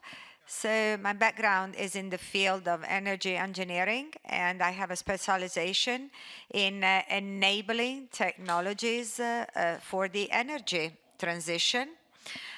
I'm in charge of R&D in Valland, and what I try to do, I try to diversify the business of the company, so beyond the valve, within hydrogen, additive manufacturing, and digitalization. And last but not least, I'm also co-founder and managing director in ERTA, which is a young consulting firm that offers analysis and research within sustainability. Few words around ERTA. ERTA is an innovative company which we have established to kind of put together competencies and experience within sustainability, and that is being developed within oil and gas and energy industries. It has been a project which is the practical translation of years of knowledge and know-how. And the goal is to offer simple and versatile solutions to our customers in order to show the added value of products, services, or entire organization to the relevant stakeholders. So let me go back to my strong terminology, so an irrevocable imperative. Why is that? Well, there are three reasons why, and they have to do with three different areas. The first one is the macro one. So the whole of the mankind trying to save the world, save the planet, and so on. But of course, there are some worrisome repercussions. As per a recent study, it has been shown that 41 of the 42 necessary requirements to achieve the climate goal that we set for 2030 and 2050 are not aligned with the predetermined objectives, so we're not working well. A second aspect is a more tangible one, and it has to do with the legislative framework. If you take the date January 1, 2024, that is the date when the new obligations from CSRD will be in force. So the directive has been already approved. But starting from financial year 2024, they will become operational. And the last aspect, which is perhaps the closest to the business, to the company, it has to do with the competitiveness of the company, which is also very practical for the entrepreneur. And that is that more and more our customers are asking us to report about our behaviors, performances, practices under the umbrella of the ESG. And so this is something that we have to keep in mind, because if we want to preserve our business and we want it to still be there, we need to be able to report accordingly as per what we are asked. So back to the regulatory framework, which I briefly mentioned. Now, this is a context with a lot of acronyms. They're annoying, but unfortunately, I have to report them as they are. So the past has to do with the non-financial reporting directive that was adopted years ago, back in 2014. Whereas current time has to do with the corporate sustainability reporting directive, so which is going to be in force, entered into force on January 5, 2023. Now, what is hidden behind this? Well, I should say that many companies who are now undergoing these obligations, this number of companies is becoming more and more numerous, and the objectives as well as the reporting requirements have become more detailed, well articulated with respect to what it was in the past. So it is way more than the non-financial reporting directives. Ok. Grazie mille. Grazie, sì, sì.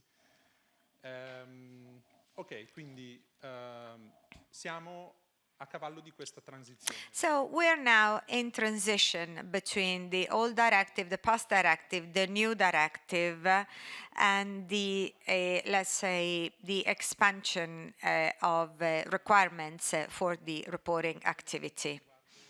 Now, let me spend a few words around the new directive. The main goal of the new directive is to improve the so-called sustainability reporting, which is a process which means organically communicate a company's performance and tell clearly about the strengths and weaknesses when it comes to the ESG context. Well, broadly speaking, what they want to do through this directive is to equate the relevance of the ESG results to those which are usually reported in a traditional financial statements. And let's say that they would be embedded into the more traditional ones. So sustainability reporting will be part of the financial statement in the end, so deeply connected with it. To whom it is addressed? Well, not necessarily to big companies, and therefore we might believe that we're not subjected to it. So we also consider small companies, 200 average number of employees, 20 million balance sheet, net revenues 40 millions. Our small and medium companies which are listed, and so including subsidiaries, and this is obviously broadening up the addressees of this new directive. We're talking about 50,000 companies around in Italy. And what I would invite you to do is to consider what are the indirect repercussions of that. If 50,000 companies are about to do this activity and we broaden up the supply chain upstream and downstream, how big is this number? So how many companies will be actually involved and engaged in this process? So this is an important statement that you have to keep into account. Timeline, well, it is not happening tomorrow, but close to it. And for 2024, nothing special is happening. We just carry on with what is being set. 2025 is the big companies not listed. 2026 is the SMEs listed, where they can actually select an opt-out option and extend it until January 1, 2028, but it's not much anyway. The European Commission, on top of saying what is timeline, what are the goals, they do also provide some practical tools, and this is important. So we're talking about the ESRS, some standards, and the first set has been approved already, mid-23. There are 12 standards. 2 are general, and the other 10 are broken down by ESG topics. Some specific industry-related standards are ahead, are still to come, as well as some additional standards which will address some specific company, for instance, listed SME. But there will be indications also for the non-listed SMEs, which still means on a voluntary basis, they decide to stick to this project. So no one is excluded, basically, even if it's not mandatory. So the question which is now raised is has it all started with this new directive, or was it in place already? Well, it's been 25, 30 years that many subjects all around the world have been dealing with sustainability reporting. The most, let's say, the most relevant standard before Europe was regulating was GRI. GRI comes from Boston, and it was founded in 1997. So the GRI standard, the most updated one we have, has undergone a significant update in 2021, and is being enforced starting from this year, 2023. This very practice has been applied irrespective of applications and European requirements. So how does GRI standards work? Where we do have some universal, some industry-specific. There's one which is specific for oil and gas. Some standards are so-called topic standards. You may report in a different manner, different according to the intensity, or you may run activities with reference to. So there's different ways of reporting, and this, of course, allows a certain freedom. But that then, of course, this might also jeopardize the quality of the work in the end. So what is the approach of GRI standards to sustainability reporting?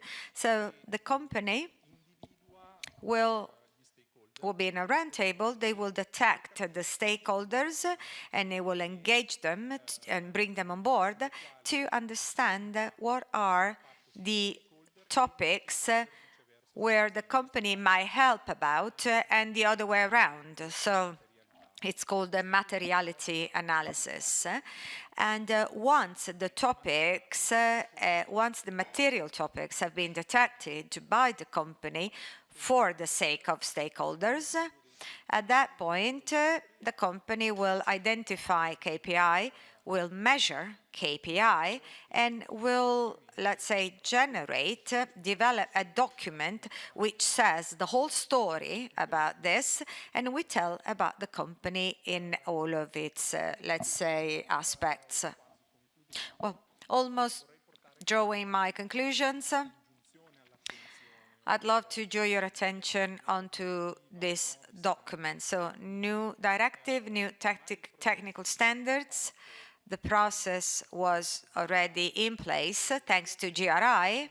Now, these two aspects will kind of come together And it will be possible soon to interoperate these two standards. And this is great stuff, because you can imagine a company that has delivered reports through GRI, because GRI has been there for a decade. Now there's a new set of standards that is becoming mandatory, so they might be confused.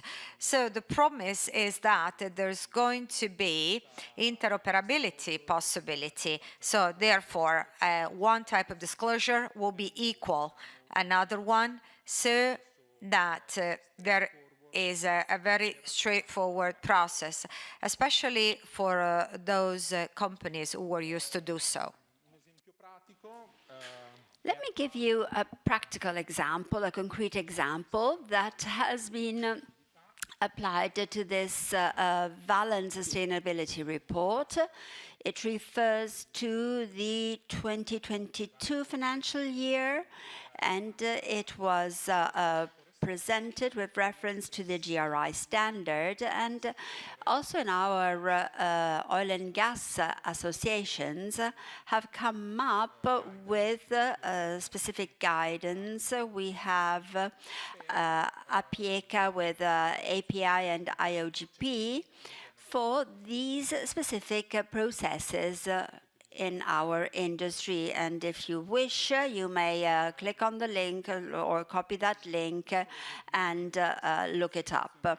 Now, a last overview in terms of additional services.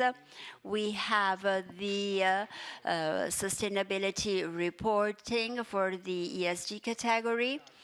We may analyze carbon footprint, LCA products, processes, regulations that are specific to the ISO standards, or also the GHG emissions.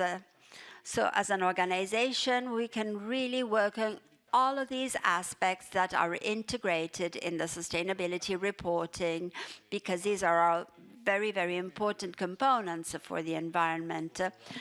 And as Engineer Apuzzo anticipated, this is one of the projects that the association is working on, so a customized tool for the GHG emission assessment coming from Scope 3 supply chain for the valve value chain.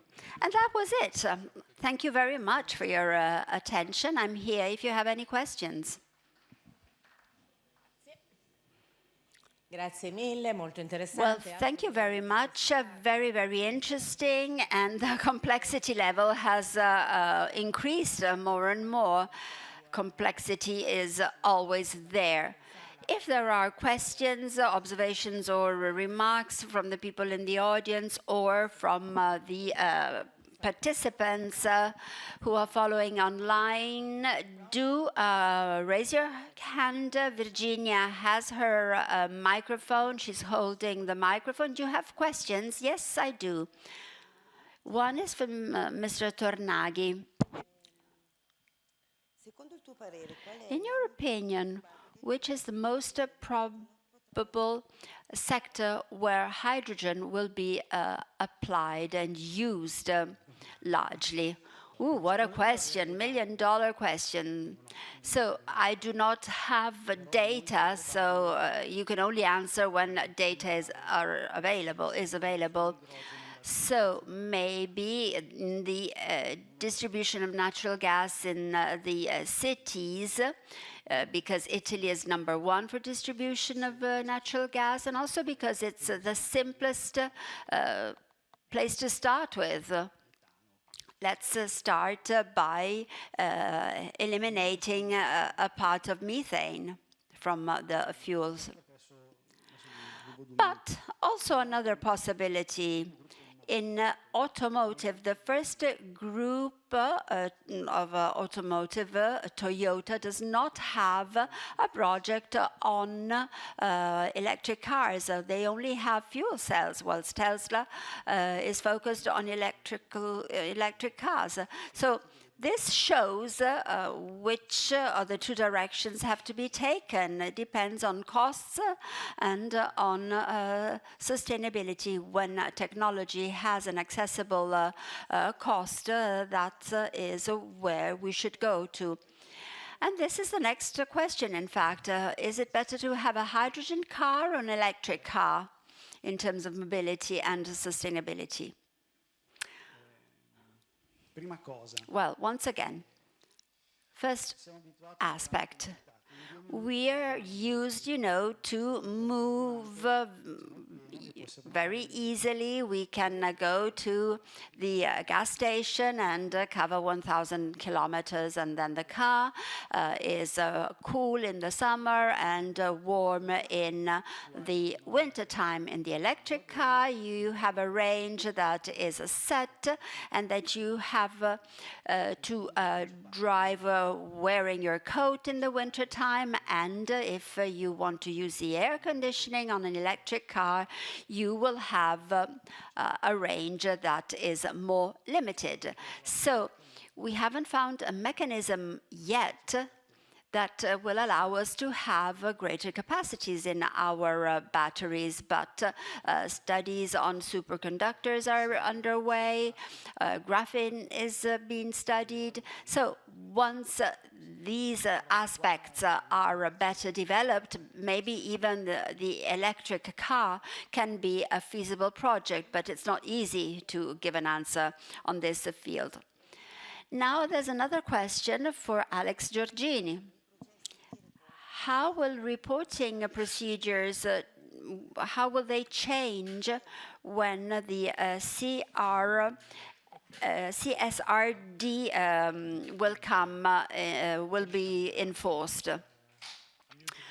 Well, that's difficult. Let me envisage that those who are used to have an internal structured team in-house in order to issue this reporting will not encounter difficulties. Maybe they will just, need to fulfill the mandatory and non-mandatory aspect of the regulation. Whilst for those companies who will need to be obliged or involved by their customers who are obliged to go in this direction, well, my advice is initially to ask for support, counseling, and consultancy to someone who is more expert. And so this is one aspect. And then to devote resources for a multidisciplinary team working inside the company that will be tasked to manage the procedure and also have the mandate of setting up the culture, of creating the skills and competences in-house. And third advice, even if we're not obliged, I believe that this will be a very nice exercise for the company to put forth. We still have a couple of years ahead before this becomes absolutely mandatory. And if we are able, to start working in this direction from now, we will be able to streamline everything before this becomes something that has to be achieved in a situation of emergency. So this is something that should be done, and my advice is for you to follow up on this aspect and to perform this exercise. So I don't know whether there are other questions. There's a question for you, Sissi. For me? Yes. Oh, wow. Good evening. I was wondering, This hydrogen development and the future landscape of hydrogen, how will the dynamics change in terms of energy sources? So it's not a technical question, but what is your opinion? Well, I do not really believe in hydrogen. I do not imagine hydrogen as the feasible future. I believe there will be space for hydrogen, of course, for green hydrogen more so. There are some who are already fit and in an ideal situation to cover this space. 10 million tons generated in Europe and the rest from the rest of the world. It's going to be difficult for us to meet these requirements. And it's going to be difficult until we don't have demand for this technology. Which applications do you believe will be possible for the future? I believe it's in the up-to-date, because that's where it's difficult to find alternative solutions. I don't know whether it's too much for me to claim that it's not feasible in the automotive, but I thought of, larger vehicles, ships. So, how can you load so much hydrogen on a ship? I mean, there are some projects that have been launched. So if consumption is preset, there are incentives that are arriving in North America, in Europe, in some supply chains, the hydrogen bank, for example, which, by the way, was opening the new tender in these days. So something is happening, but some projects have been cancelled. And I'm working on an article that an article contribution in these days. But there are some projects that have been funded by a pool of international banks. It will be super green, super efficient, and even the night sun heat in the desert with hydrogen at very low cost, but not for Europe. And they will sell that type of hydrogen to us. They also have a staker, a partner, an early kid. So we will import green hydrogen from the same companies we are presently importing oil. I'm too pessimistic, but that's my impression. So institutions do not believe in this. No, institutions love it. And even, the electorate, the public at large love this. They believe it's very simple, easy, cost-effective and banal. But from, when you shift from the plan to the project, then you see that there are gigantic problems that need to be solved and that they have super high cost. Would you love to ride an electric moped? And I say yes. Then you have to have a range that is very, very short. Then I would say, well, maybe not. So I have often been attacked by environmentalists. I'm not against a green transition, but I am a very practical person. I look at the real aspects, the real facts. I look at cost and opportunity and feasibility of things. And then I no longer own a car. And so I'm already very green. Non pretendo che le mie siano opinioni But da I do not expect my opinions to be considered the opinions of an expert. Journalists just quote what they've read, they tried to understand and tried to disseminate. So now, if there are no other questions, we can continue our networking and chats with a glass of wine at the buffet outside. Thank you.